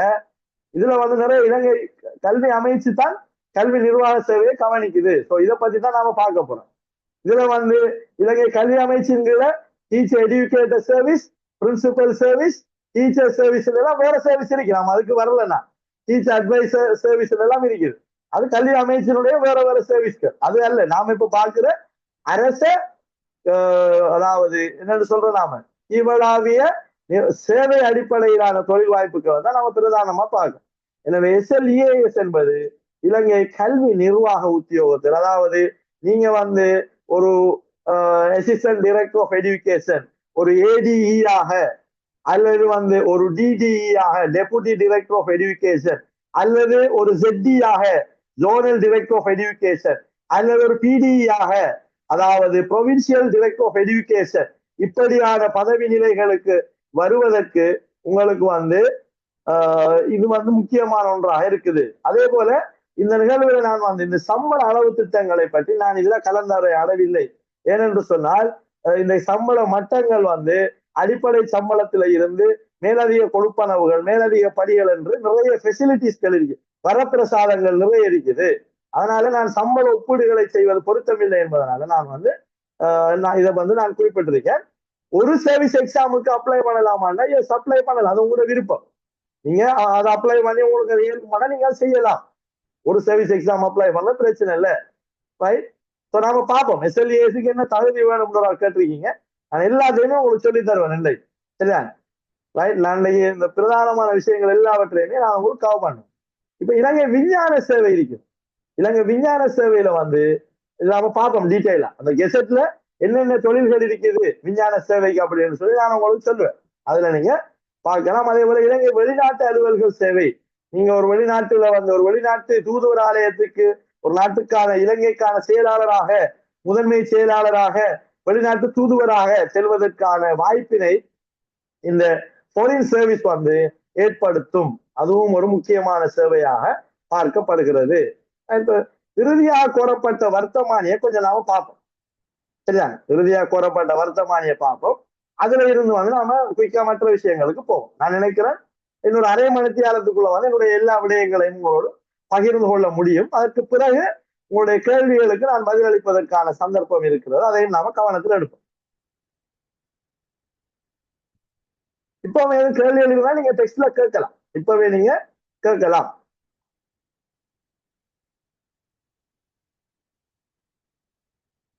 சார் நீங்க முடிங்க சார். Okay right okay. நீங்க அந்த விடயங்களை தெளிவு பெற்றதுக்கு பிறகு கேளுங்க. அப்போ ஓகே பாருங்க. கடந்த ஆண்டு உங்களுக்கு தெரியுதா கெசட்? கெசட் தெரியுதா? அர்த்தமானி ஸ்கிரீன்ல தெரியுதா? ரைட். இதுல பாருங்க, நான் சொன்ன மாதிரி பாருங்க. இந்த எக்ஸாம் இந்த இருக்கு ரைட். பாருங்க, நுண்ணறிவு பரீட்சை 1.5 மணித்தியாலம் 100 புள்ளிகள் 40 மார்க்ஸ் எடுக்கணும். கிரகித்தல் 2 மணித்தியாலம் 100 புள்ளிகள் 40 மார்க்ஸ் எடுக்கணும். இது எல்லாருக்கும் அனைத்து சேவைகளுக்கும் ஏற்புடையது. அனைத்து சேவைகள்னா நான் ஏற்கனவே சொன்ன 5 சேவைகள் சரியான. இதுல நல்லா கவனிங்க, பரீட்சையின் முதலாம் பகுதி மாத்திரம் இலங்கை விஞ்ஞான சேவைக்கு ஏற்புடையது. இலங்கை விஞ்ஞான சேவையில பார்ட் 2 எக்ஸாம் இல்ல. பார்ட் 1ல பாஸ் ஆனாலே இலங்கை விஞ்ஞான சேவைக்கான இன்டர்வியூக்கு நீங்க போகலாம். எனவே இலங்கை விஞ்ஞான சேவைக்கு ஒரு எக்ஸாம் தான். அதாவது முதலாம் பகுதி இந்த 2 பாடம் மட்டும்தான் விஞ்ஞான சேவைக்கு இருக்குது. மற்ற 4 சேவைகளுக்கும் மற்ற பார்ட் 2 எக்ஸாம் இருக்குது. இதுல வந்து பாருங்க, ஒவ்வொன்றையும் பாருங்க. நிர்வாக சேவைக்கான பார்ட் 2 எக்ஸாம் என்னன்னு பாருங்க. சரிதாங்க? நான் பிறகு உங்களுக்கு வாரேன், குவாலிபிகேஷன்களை பார்த்துட்டு வாரேன். சரிதாங்க? குவாலிபிகேஷன்களை பார்ப்போம்.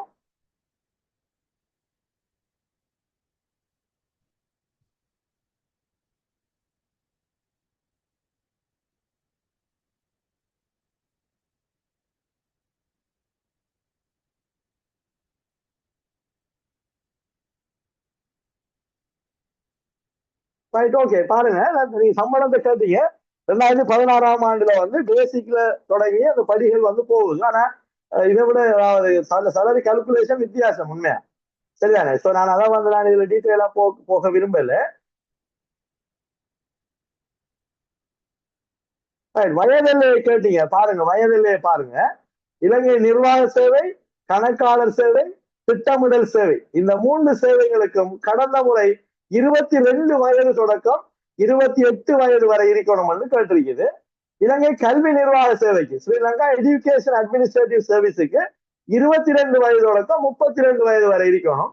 விஞ்ஞான சேவைக்கு 22 வயது தொடக்கம் 28 வயது வரை இருக்கணும். எனவே வயதை பத்தி கேட்டீங்க. இந்த வயது விடயங்கள் வந்து நான் உங்களுக்கு தந்திருக்கிறேன். சரிதானே? அதை கவனிங்க. அடுத்தது பாருங்க, இலங்கை நிர்வாக சேவைக்கு என்ன தகுதி வேணும்னு பாருங்க. பட்டம் ஒன்றை பெற்றிருத்தல், அவ்வளவுதான். இலங்கை நிர்வாக சேவைக்கு நீங்க ஒரு டிஎஸ்ஆ ஜெனரல் டிகிரி முடிச்சிருந்தாலும் நீங்க டிஎஸ்ஆ வரலாம், அல்லது ஒரு அமைச்சருடைய செயலாளராக வரலாம், ஸ்பெஷல் முடிச்சிருந்தாலும் வரலாம்.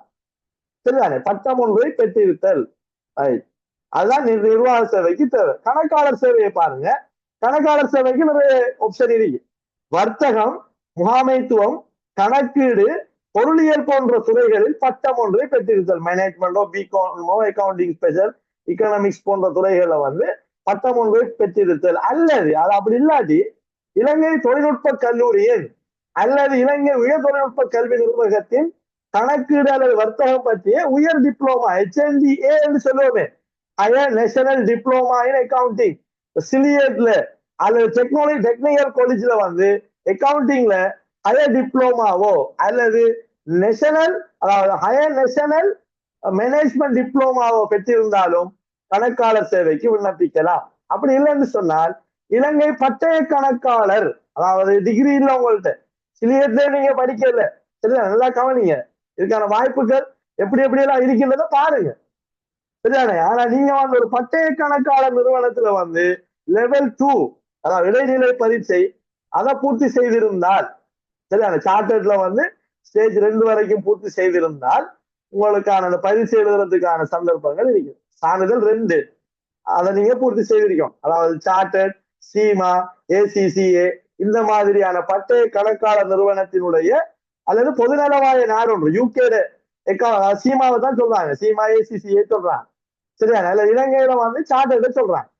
இதுல வந்து லெவல் 2 வரைக்கும் பூர்த்தி செய்திருந்தா கூட நீங்க என்ன செய்யலாம், இடைநிலை பரீட்சை இன்டர்ம் எக்ஸாம் நீங்க பாஸ் பண்ணியிருந்தாலே நீங்க வந்து விண்ணப்பிக்கலாம். சரிதானே? அடுத்தது அப்படியும் இல்லைன்னு சொன்னால் ஏதாவது ஒரு பொதுநலவாய நாட்டினுடைய அதாவது சீமா, ACCA இதை வந்து ஃபுல்லா கம்ப்ளீட் பண்ணி இருந்தா அதுவும் நீங்க அப்ளை பண்ணலாம். அல்லது வந்து நீங்க கணக்கியல், அதாவது பொதுநலவாய நாட்டினுடைய கணக்காளர்கள் கணக்கியல் நிறுவனத்தின் 1வது தொழில்சார் மட்டத்தை அல்லது உயர் மட்டம், இது வெளிநாட்டுல வந்து அக்கௌண்டன்சி குவாலிபிகேஷன் இருக்கிறவங்களுக்கு சரி, அது நீண்டு போகுது. நமக்கு இவ்வளவு டீட்டெயில் தேவையில்லை. பொதுவா வந்து பட்டப்படிப்பை பொறுத்த வரையில வர்த்தகம், முகாமைத்துவம், கணக்கீடு, பொருளியல் போன்ற துறைகளில் பட்டம் ஒன்றை பெற்றிருத்தல். ஆர்ட்ஸ் ஃபேக்கல்டிக்குள்ள என்டர் ஆகிற ஒருவர் எக்கனாமிக் ஸ்பெஷல் செய்தாலும் கணக்காளர் சேவை பரீட்சை தோற்ற முடியும். அல்லது மேனேஜ்மெண்ட் ஃபேக்கல்டி அல்லது பிகாம் அல்லது அக்கவுண்டிங் ஸ்பெஷல், BSc அக்கவுண்டிங் இப்படியான துறைகள்ல வந்து போராட்களும் HNDA முடிக்கிறவங்களும் அல்லது வந்து டெக்னிக்கல் காலேஜ்ல வந்து ஹையர் நேஷனல் மேனேஜ்மெண்ட் டிப்ளமா முடிக்கிறவங்களும் கணக்காளர் சேவை பரீட்சைக்கு தோற்றலாம். திட்டமிடல் சேவையில்தான் முக்கியமான ஒரு விஷயம். திட்டமிடல் சேவைக்கு கிளாஸ் தேவை. மேல சொன்ன விஷயங்களுக்கு கிளாஸ் தேவைப்படல. நல்லா கவனிங்க. டிகிரியில ஜெனரலோ ஸ்பெஷலோ பிரச்சனை இல்லை, இதுவும் பிரச்சனை இல்லை. 1ஆம் வகுப்பு அல்லது 2ஆம் வகுப்பு சித்தியுடனான பட்டம், செகண்ட் லோ, ஃபர்ஸ்ட் கிளாஸ், இதுல ஒரு டிகிரி உங்களுக்கு இருக்க வேண்டும், அல்லது பட்டம் மற்றும் பல்கலைக்கழக மானியங்கள் ஆணைக்குழுவினால் அங்கீகரிக்கப்பட்ட பல்கலைக்கழகம் ஒன்றிலிருந்து அல்லது பாராளுமன்ற சட்டத்தினால் ஸ்தாபிக்கப்பட்டுள்ள பயிற்சி நிறுவனம் ஒன்றினால் வழங்கப்பட்ட குறைந்தபட்சம் 1 வருடத்துக்கு குறையாத பாடநெறி கால எல்லையை கொண்ட பட்ட பின்படிப்பு டிப்ளோமா, அதாவது பட்ட பின்படிப்பு போஸ்ட் கிராஜுவேட் டிப்ளோமா முடிச்சிருந்தாலும் ஓகே, அதை அவங்க அங்கீகரிக்கணும். அதையும் கவனத்தில் எடுங்க. Second class lower okay. எஃப்ஐஏல அக்கௌண்டிங் சப்ஜெக்ட் எடுத்தவங்க அக்கௌண்டிங் அக்கௌண்டன்சி சர்வீஸ் எக்ஸாம் எழுதலாம். இஸ்லாமிக் ஸ்டடிஸ் இலங்கை தென்கிழக்கு பல்கலைக்கழகத்தோட இஸ்லாமிய கற்கைகள் அரபு மொழி பீடத்துல அக்கௌண்டிங் அண்ட் ஃபைனான்ஸ் அப்படிங்கிற ஒரு மெயின் சப்ஜெக்ட் இருக்குது. மற்றவங்களுக்கு விளங்குறதுக்காக சொல்றேன். அந்த பரீட்சைக்கு தோற்றியவர்கள் அக்கௌண்டன்சி சர்வீஸ், ஏனென்றால் கணக்கீட்டு துறைகள்ல அந்த பட்டம் ஒரு மெயின் சப்ஜெக்ட் இருக்கிறதால நீங்க பரீட்சைக்கு தோற்ற முடியும். அதை கவனத்தில் எடுங்க. சரிதானே? எழுதலாம் எக்ஸாம், ஒரு பிரச்சனையும் இல்லை. திட்டமிடல் சேவைக்கு தான் நமக்கு என்ன தேவைப்படுதுன்னு சொன்னால் கிளாஸ் தேவைப்படுது. செகண்ட் லோவரும் ஓகே, செகண்ட் அப்பரும் ஓகே, ஃபர்ஸ்ட் கிளாஸும் ஓகே. அது இல்லைன்னு சொன்னா ஒரு post graduate diploma, 1 year post graduate diploma ஒன்று பட்டம் மற்றும் பல்கலைக்கழக மானியங்கள் ஆணைக்குழுவினால் அங்கீகரிக்கப்பட்டதோ அல்லது பாராளுமன்ற சட்டத்தினால் ஸ்தாபிக்கப்பட்ட பயிற்சி நிறுவனம் ஒன்றுல பெற்ற போஸ்ட் கிராஜுவேட் டிப்ளோமா இருந்தாலும் பிரச்சனை இல்லை. அது இலங்கை கல்வி நிர்வாக சேவைக்கு பட்டம் போதும். ஸ்ரீலங்கா எஜுகேஷனல் அட்மினிஸ்ட்ரேட்டிவ் சர்வீஸுக்கு பட்டம் போதும். இலங்கை விஞ்ஞான சேவைக்கு ஒவ்வொரு பதவிக்கும் வெவ்வேறான பட்டங்கள் தேவை. ஒவ்வொரு பதவிக்கும் வெவ்வேறான பட்டங்கள் தேவை. இப்ப இலங்கை விஞ்ஞான சேவையை டீட்டெயிலா பார்க்கணும் அப்படின்னு சொல்றவங்களுக்கு நான் சொல்றேன். அப்படி இல்லைன்னு சொன்னா இந்த கெசட் உங்களோட ஒப்பீனியன் சொல்லலாம். உங்களுக்கு ஸ்ரீலங்கா சயின்டிபிக் சர்வீஸ பார்க்கணுமா அல்லது நம்ம கடைசியில வாய்ப்பு இருந்தா பார்ப்போமா? டைம் எழுதுங்க. டைம் இருந்தா பாப்போம்.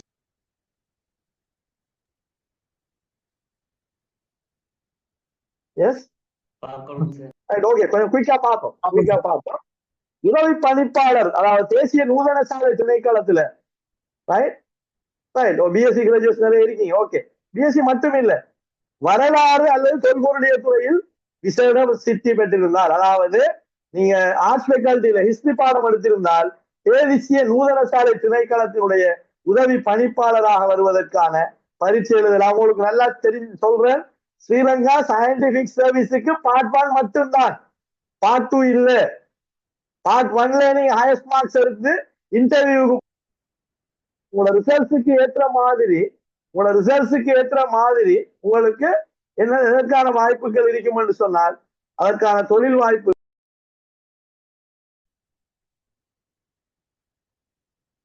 நான் பேசுறது கேக்குதா? ஓ சார் கேக்குது.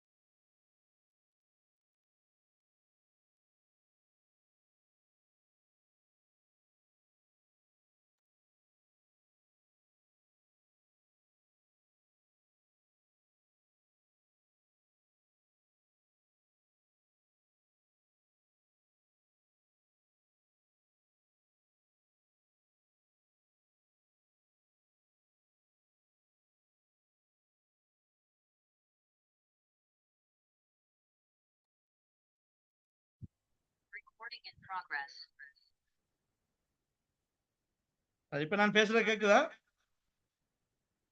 ஓம் சார். ஓம் sir. Right, okay. Right.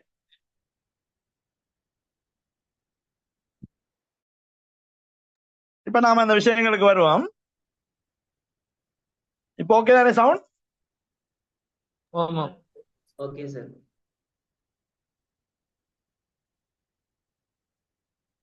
Right okay. நான் டிவைஸ்ல சின்ன ஒரு பிரச்சனை ஒன்று வந்திருக்கேன். நான் போன்ல கனெக்ட் பண்ணிருக்கேன். Okay fine. ரைட் நம்ம இதுல பார்ப்போம்.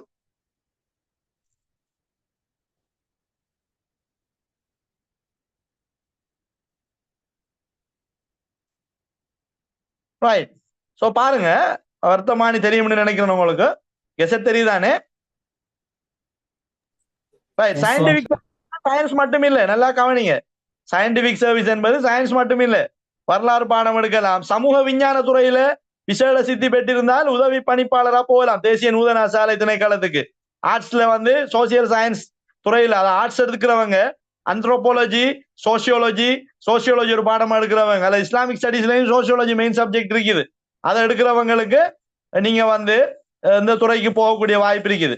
அந்த விவசாய விஞ்ஞானங்கள் சம்பந்தமான பட்டங்களை பெற்றவர்களுக்கு ஏற்றுமதி விவசாய திணைக்களத்துல உதவி பணிப்பாளராக பதவியில சேரலாம். தாவரவியல், ரசாயனவியல் முழுக்க சயின்ஸ் ஃபீல்டாக இருக்குது. பொலிட்டிக்கல் சயின்ஸுக்கு வந்து மேல சயின்டிபிக் சர்வீஸ்ல மேல சொன்ன பதவிகளுக்கு வாய்ப்பு இல்லை. நாம கீழுக்கு பார்ப்போம் அதுக்கான சந்தர்ப்பம் இருக்குதான். அடுத்து வந்து விவசாயம் திரும்பி தாவரவியல் சயின்ஸ் துறையில சார்ந்தவர்களுக்கு உதவி பணிப்பாளர் ஆராய்ச்சியில் இருக்குது. தேசிய விலங்கியலுக்கு வந்து இந்த இருக்குது விலங்கியல், மீன்பிடி, உயிரியல், சுற்றுச்சூழல் பாதுகாப்பு, சரிதானே? அதாவது ஊவா வெல்லச யூனிவர்சிட்டியில இருக்குதானே அக்வாட்டிக், ஜெயவர்தனபுரம் யூனிவர்சிட்டியில இருக்குது மீன்பிடி வளங்கள், இதெல்லாம் சித்தியான. அது போஷனை, அதாவது நான் நினைக்கிறேன் ரஜரட்ட யூனிவர்சிட்டியில இருக்குது, சரிதானே? இந்த போஷனை உணவு சம்பந்தமானது சப்ரஹாமா யூனிவர்சிட்டியில இருக்குது ஃபுட் சயின்ஸ். இப்படியான கற்கைநெறிகளை பூர்த்தி செய்யறவங்களுக்கு தேசிய விலங்கியல் பூங்கா திணைக்களத்துல உதவி பணிப்பாளருக்கான வாய்ப்பு இருக்குது. அதே மாதிரி வந்து ரசாயனவியல் விஞ்ஞான பட்டம் முடிக்கிறவங்களுக்கு ரசாயன பகுப்பாய்வு திணைக்களத்துல வந்து ரசாயன பகுப்பாய்வாளர்களுக்கானது. அடுத்தது வந்து கணனி ரசாயனவியல், பௌதியவியல், கம்ப்யூட்டர் பிசிக்ஸ், இப்படியான ஃபீல்டுக்கு வந்து ரசாயன பகுப்பாய்வு திணைக்களத்துல வேலை வாய்ப்பு இருக்குது. வன ஜீவராசி பாதுகாப்பு திணைக்களத்துல வந்து சயின்ஸ் பேசிக் சயின்ஸ் டிகிரிகள் இருந்தா நீங்க உதவி பணிப்பாளராக இணைந்து கொள்ளலாம். ரைட். அதே மாதிரி பாருங்க, நான் குயிக்கா மூவ் ஆகிறேன். வன பாதுகாப்புல வந்து அதுவும் சயின்ஸ் தான். நீர்ப்பாசன திணைக்களமும் சயின்ஸ் ஃபீல்ட் தான். ஆராய்ச்சி உத்தியோகத்தர்களும் சயின்ஸ் ஃபீல்ட் தான். தேசிய தாவரவியல் பூங்காவும் ஃபுல்லா சயின்ஸ் ஃபீல்ட். சயின்ஸ் எக்ரிகல்ச்சர், அதே மாதிரி வந்து பிஎஸ்சி கோர்சஸ்கள், அதுல சில டெக்னாலஜி ரிலேட்டடான எதுவும் இருக்குது. டெக்னாலஜி பயோசிஸ்டம் டெக்னாலஜிக்கும் வாய்ப்பு இருக்குது. இன்ஜினியரிங் டெக்னாலஜிக்கும் சில பாடங்கள் பொருந்துது, அதையும் நீங்க பார்க்கலாம். அப்படியானவங்களும் இந்த பரீட்சைக்கு தோற்ற முடியும், சரிதானே? அதை கவனத்தில் எடுங்க. ரைட். அதே மாதிரி வந்து சுகாதார அமைச்சுல வந்து நிறைய இருக்குது. பௌதியவியல், கணினி, பொறியியல், பௌதியவியல், கணித பௌதியவியல் நிறைய இருக்குது. அதுல வந்து சேரக்கூடிய வாய்ப்பு இருக்குது. இதெல்லாம் வந்து அரசு உயர் பதவிகள் எல்லா திணைக்களத்திலையும் நிறைய இருக்குது, சரியான உயிர் ரசாயனவியல் நிறைய போகுது. நான் இதை கொஞ்சம் நான் ஸ்லோ டவுன் பண்றேன், கொஞ்சம் ஸ்பீட் அப் பண்றேன். ரைட். சோ இதான் அதற்கான தகுதிகளாக காணப்படுகின்றன, சரிதானே? இப்ப வந்து தகுதி ரீதியாக ஏதாவது கேள்விகள் இருக்குதா? எஸ், சோசியாலஜி ஜெனரல் டிகிரி செய்யறவங்களுக்கு வாய்ப்பு இருக்குது, ஒரு துறைக்கு போகலாம்.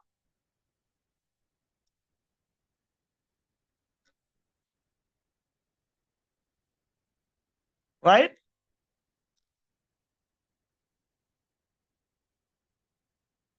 பொலிட்டிக்கல் சயின்ஸ் சோசியல் டிகிரியில வந்து இல்ல, political science தனியானது.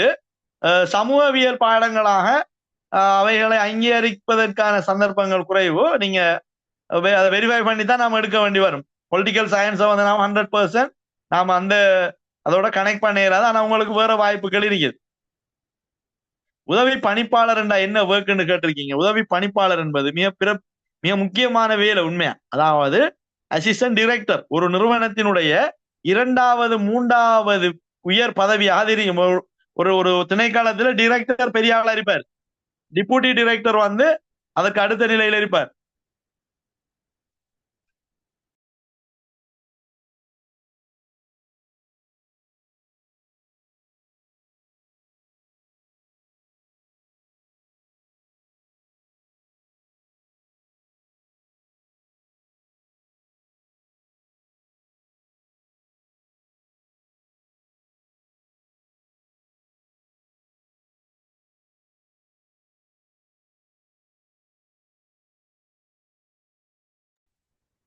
Sir, excuse me.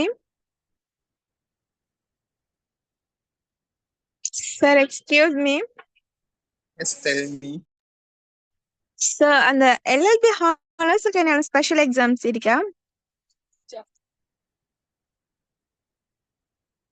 Hello? Hello, sir.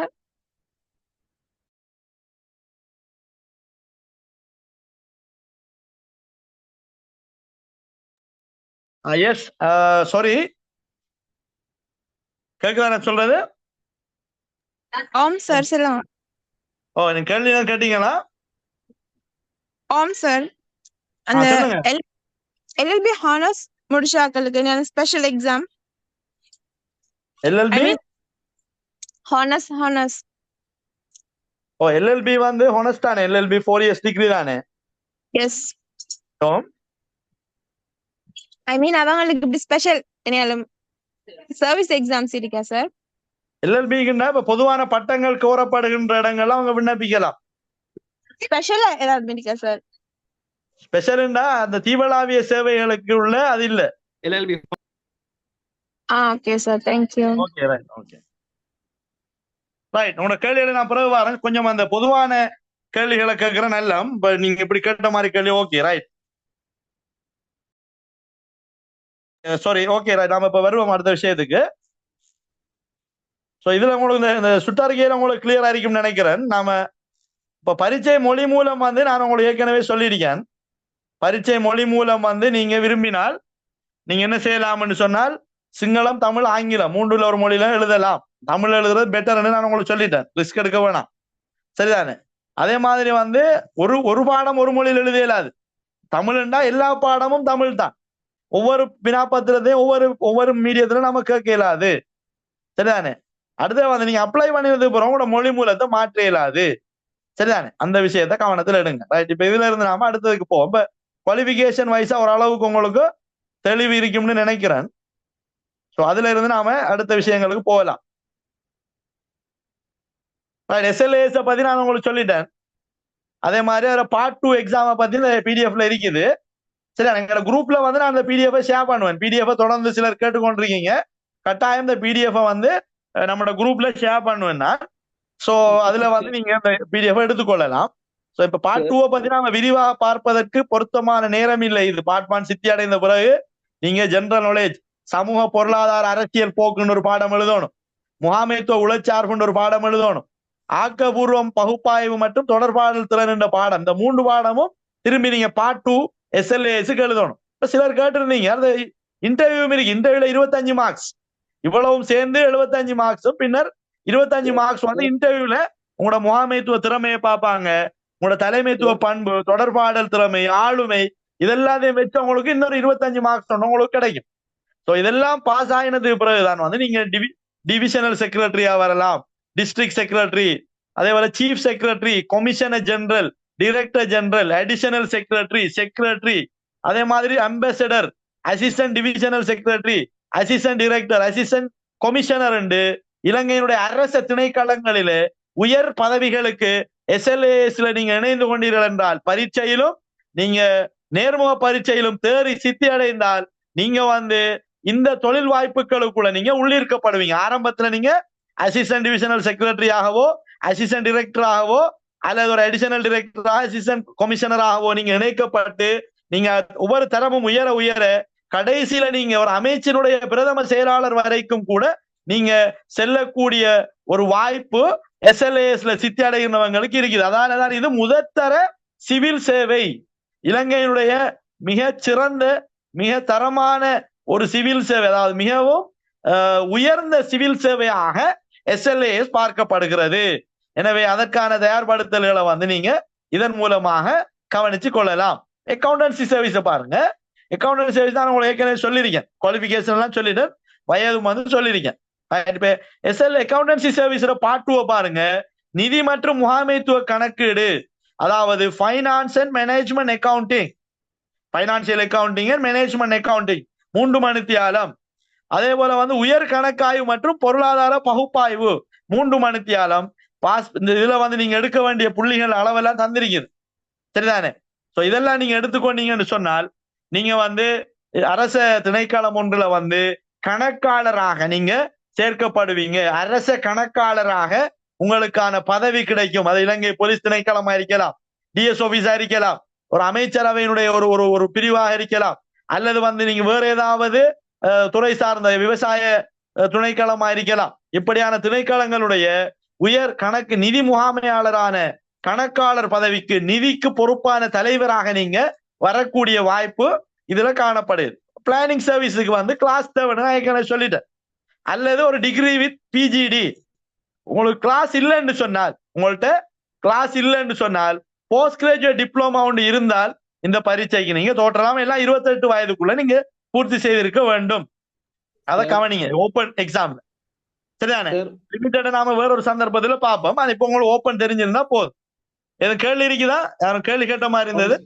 Sir இப்ப நீங்க சொல்லிருந்தீங்க எஸ்எல்ஏஎஸ் எடுத்தாக்கள் வந்துட்டு அவங்க வந்துட்டு அம்பஸ்டர் ஆகலாம் சொல்லி. அம்பஸ்டர் ஆகவும் வரலாம், அம்பஸ்டர் போஸ்டுக்கும் வரலாம். Okay sir. அரசாங்கம் நியமிக்கிறது தானே, அரசாங்கம் தேவை கருதி அவர்களையும் அம்பாசிடர்களாக நியமிக்கலாம். Okay sir. Okay right sir. அந்த சார் சொல்லுங்க. இன்டர்வியூ வந்துட்டு தமிழ்ல நடக்கும் இல்லாட்டி இங்கிலீஷா? இன்டர்வியூ வந்து மெயினா இங்கிலீஷ்ல நடக்கும். Okay sir, thank you. ஓகே. இங்கிலீஷ்னா உங்களோட சிங்கள நாலேஜ பார்ப்பாங்க, தமிழ் ஸ்கில் உங்களோட மும்மொழி திறமையை பார்ப்பாங்க, அதோட மற்ற விஷயங்கள் எடிஷனலான விஷயங்கள் எல்லாம் பார்ப்பாங்க. சரிதானே?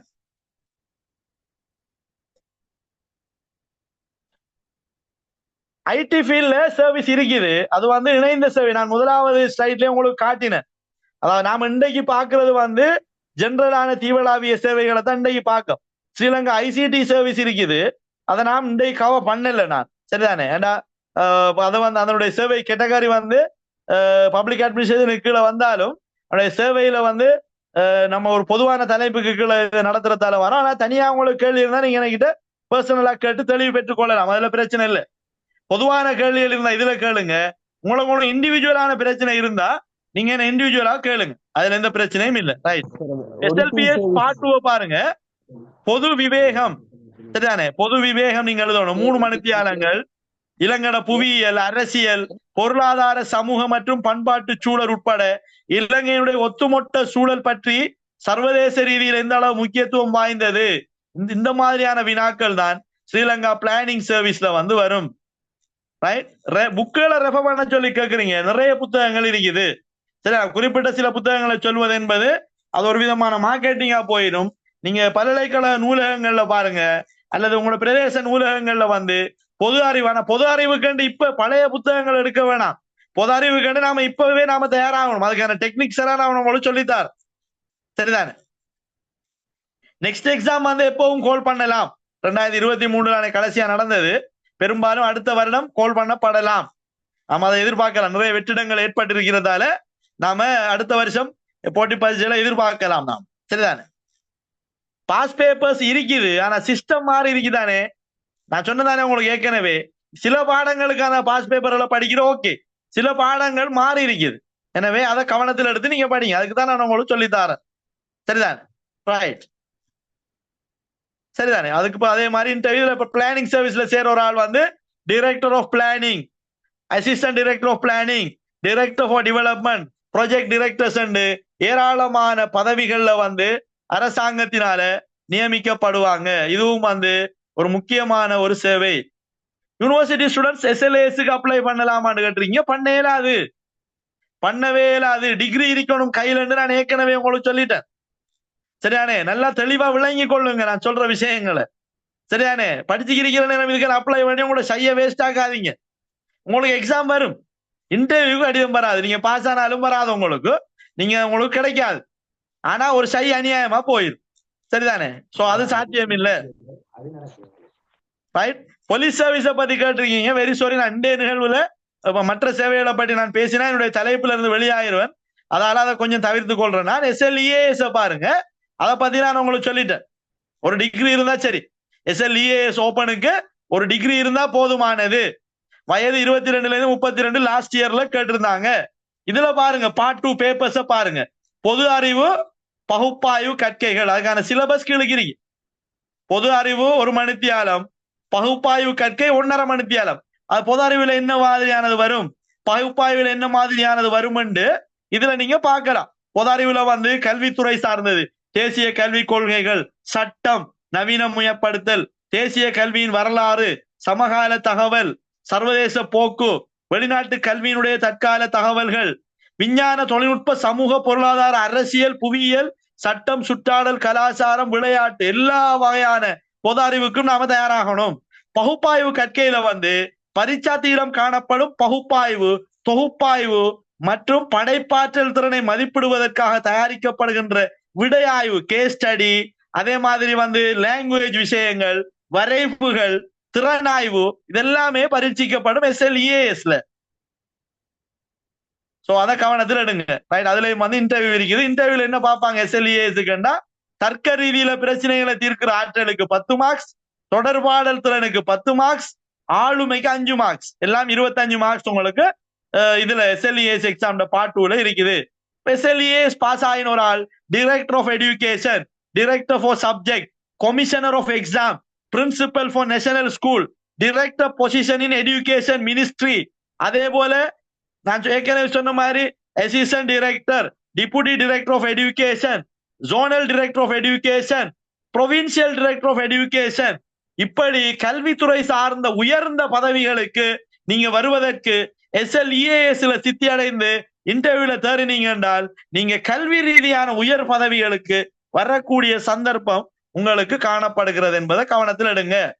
சயின்டிபிக் சர்வீஸை பத்தி நான் டீட்டெயிலா உங்களுக்கு ஏற்கனவே சொல்லியிருக்கேன். சயின்டிபிக் சர்வீஸ்ல வந்து டிகிரியோட கிளாஸ் இருக்கணும், சில சேவைகளுக்கு சயின்ஸ் அக்ரிகல்ச்சர் இருக்கணும், சிலதுக்கு வரலாறு, சிலதுக்கு புவியியல், சரிதானே, சிலதுக்கு வந்து ஒந்தந்த பாடங்களுக்கு ஏற்ற மாதிரியான விஷயங்கள் இருக்கணும். அதோட வந்து ஒரு போஸ்ட் கிராஜுவேட் இருந்தால் கிளாஸ் இல்லாட்டி போஸ்ட் கிராஜுவேட், கிளாஸ் கட்டாயம், கிளாஸ் இல்லைன்னா போஸ்ட் கிராஜுவேட், போஸ்ட் கிராஜுவேட் இல்ல கிளாஸும் இல்லைன்னா நம்ம சயின்டிபிக் சர்வீஸும் பிளானிங் சர்வீஸும் அப்ளை பண்ண இயலாது. சயின்டிபிக் சர்வீஸுக்கு 35 வயது வரைக்கும் லாஸ்ட் டைம் சந்தர்ப்பம் கொடுத்திருந்தாங்க. இதுல SLSS சர்வீஸ்ல பியூட்டி என்னன்னா, சயின்டிபிக் சர்வீஸுக்கு பார்ட் 2 இல்ல, பார்ட் 1 பாஸ் ஆயினா நல்ல டாப் மார்க்ஸ் வந்தா SLSS சர்வீஸுக்குள்ள நுழைவதற்கான வாய்ப்புகள் நமக்கு கிடைக்கும். போஸ்ட் கிராஜுவேட் என்னன்னு சொன்னால் ஒரு டிகிரி ஒன்றை முடித்த பிற்பாடு பட்ட மேற்படிப்புக்கு நீங்க போறது, பட்ட மேற்படிப்பு டிப்ளோமா, பட்ட மேற்படிப்பு கற்கை, அதாவது போஸ்ட் கிராஜுவேட் டிகிரி, அதாவது மாஸ்டர் டிகிரி, அது MSc ரிசர்ச், MSc 1 இயர், சரிதானே, அல்லது post graduate diploma in education, post graduate diploma in management, ஒரு பட்டம் ஒன்றை முடித்த பிறகு அதற்கு மேல நீங்க படிக்கிற குவாலிபிகேஷன்களை தான் வந்து சொல்லுது, சரிதானே. ஜெனரல் முடிச்சிட்டு பார்ட் 1 எக்ஸாம் செஞ்சுட்டு டிகிரி எடுத்து பார்ட் 2 இன்டர்வியூ செய்யலாமாண்டா அது எப்படி? அது ஜெனரல் முடிச்சு அதோட உங்களோட டிகிரி முடியுது தானே, திரும்பி நீங்க எப்படி ஸ்பெஷல் செய்யற? உங்களோட கேள்வியில ஒரு மயக்கம் இருக்குது, அதை கவனத்தில் எடுங்க. NVQ 7க்கு வந்து இந்த போட்டி பரீட்சைகளுக்கான வாய்ப்புகளை அரசாங்கம் தரவில்லை.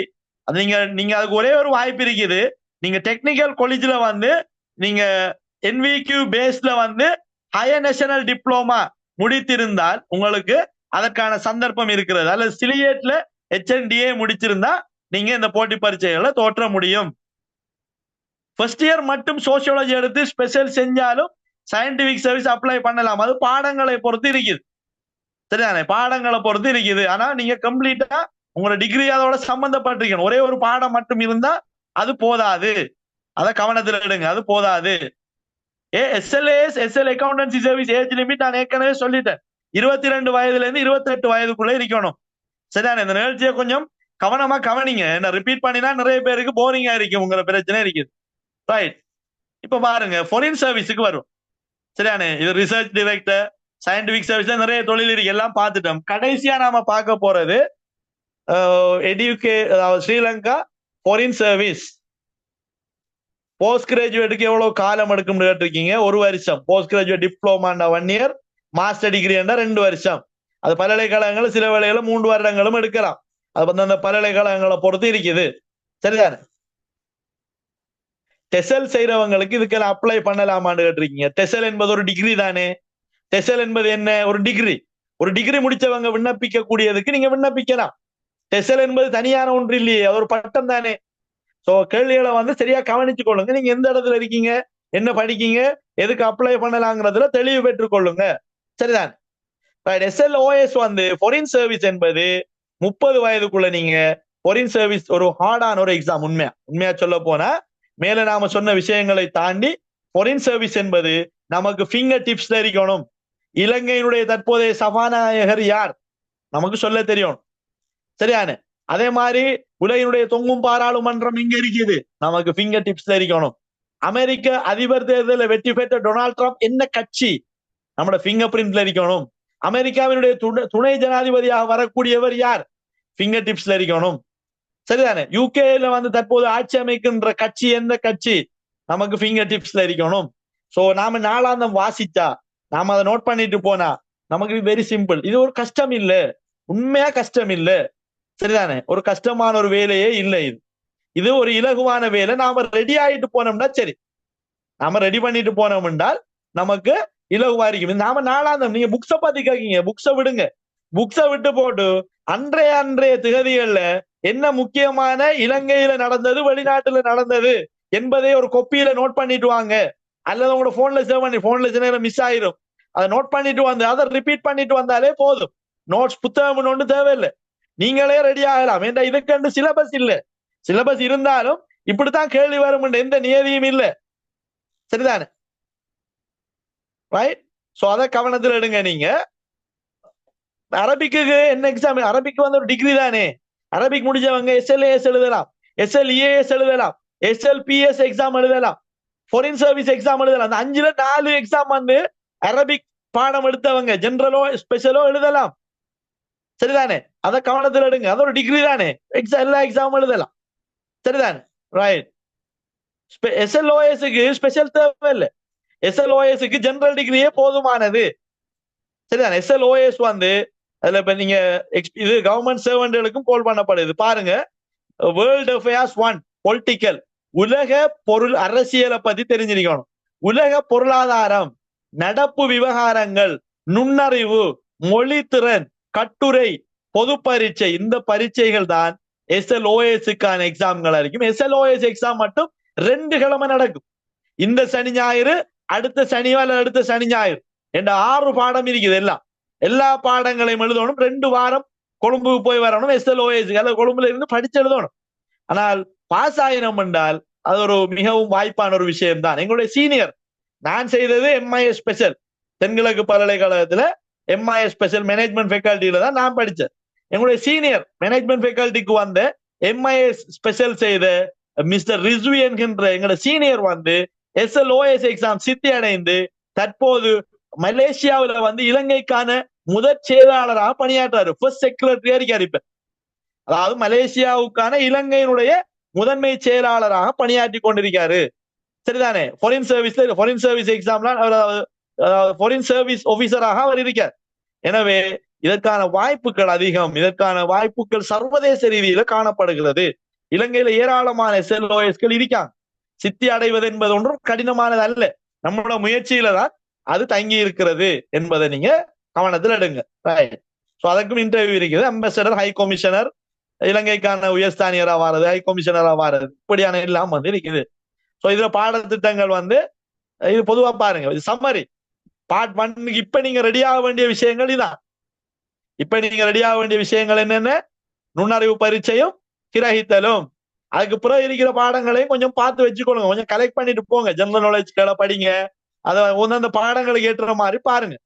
சோ நீங்க 3 விஷயங்கள்ல கவனம் செலுத்துங்க. ஆப்டிடியூட், ஜெனரல் நாலேஜ், கம்ப்ரஹென்ஷன், அதாவது லாங்குவேஜ். இந்த 3 விடயங்களையும் தற்போது நார்மலா பார்த்துட்டு போனீங்க என்றால் அடுத்த வருஷங்கள்ல இன்ஷா அல்லாஹ், அதாவது எக்ஸாமுக்கு கோல் பண்ணினால் நீங்க அப்ளை பண்ணி நீங்க என்ன செய்யலாம், இதற்கு தயாரா இந்த பரீட்சைகளுக்கு நேரடியாக எழுதக்கூடிய வாய்ப்புகளை நீங்க பெறலாம். இதுக்கு வந்து கோல் பண்ண நேரம் நீங்க அப்ளை பண்ணலாம். சரிதான். இதுக்கு உங்களுக்கு ஆர்வம் இருக்கணும். முதலாவது எக்ஸாம் கோல் பண்ணினது பிறகு படிக்கிறதில்ல. எக்ஸாம் கோல் பண்ணி ஒரு 4 மாதத்துல ஒரு வருஷத்துக்குள்ள எக்ஸாம் நடந்துடும், படிக்கலாம் தான். அதை விட ஆரம்பத்தில இருந்து இதை படிச்சு கொண்டு போனால் கான்பிடென்ட் இருக்கணும், நம்ம வெல்லலாம், பரீட்சை எழுதலாம் என்ற ஸ்பிரிட், இன்ட்ரெஸ்ட் இருக்கணும். ப்ராப்பர் கைடன்ஸ் வந்து நீங்க தொடர்ந்து எடுத்துட்டு வரணும். அதே மாதிரி கொஞ்சம் சர்ச் பண்ணி படிக்கணும், பிராக்டிஸ் பண்ணணும். இதுக்கு நீங்க தயாராகி கொண்டே வரணும். சரிதானே? நான் உதாரணத்துக்கு கொண்டு சொல்றேன்.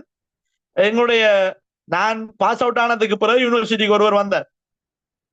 அவரை நான் அவர் டிகிரி முடிச்சதுக்கு பிறகு அவரை நான் எங்க காண்றேன்டா, பெரும்பாலான நேரங்கள்ல அவர் பகல் உணவு சாப்பிட்டு விட்டு இந்த ஒரு கடற்கரை பகுதியில் இருக்கக்கூடிய வாடிக்குள்ள இருந்து அவர் ஜெனரல் நாலேஜும் அப்டிடியூடும் படிச்சுக்கிருப்பார். அதாவது 2 மணில இருந்து ஒரு 4:30-5 மணி வரைக்கும் ஃபுல்லா படிப்பார். அவரால் அநேகமான நேரங்கள் அந்த பகுதியில செல்ற நேரம் எல்லாம் நான் அவரை சந்திக்கிறேன், அவரை காண்றேன். அவர் அதற்கு பிறகு அவர் எழுதின எல்லா போட்டி பரீட்சைகளிலும் சித்தி அடைந்தார். ரெடியானதால வாய்ப்புகள். தற்போது அவர் ஒரு SLAS ஆஃபீஸராக இருக்கிறார், ஒரு அசிஸ்டன்ட் கொமிஷனராக பணியாற்றி கொண்டிருக்கிறார். ஒரு இலங்கையினுடைய மிகவும் முக்கியமான ஒரு அரச திணைக்களத்துல ஒரு அசிஸ்டன்ட் கொமிஷனராக, அதாவது இலங்கையினுடைய தேர்தல் திணைக்களத்தினுடைய உதவி ஆணையாளராக அவர் பணியாற்றி கொண்டிருக்காரு. Hard work. அவர் தொடர்ந்து ட்ரை பண்ணினார். சர்வீஸ் எக்ஸாம்கள்ல அதுக்கு முந்தைய எழுதின மற்ற போட்டி பரீட்சைகளை எல்லாம் சித்தி அடைந்து கடைசியா SLA சித்தி அடைந்து தற்போது அரச உயர் பதவியில இருக்காரு. அவர் சந்திக்கிறதா இருந்தா அப்பாயின்மெண்ட் எடுக்கணும். அப்படியான ஆபீசர்களை சந்திக்கிறது கஷ்டம் உண்மையா.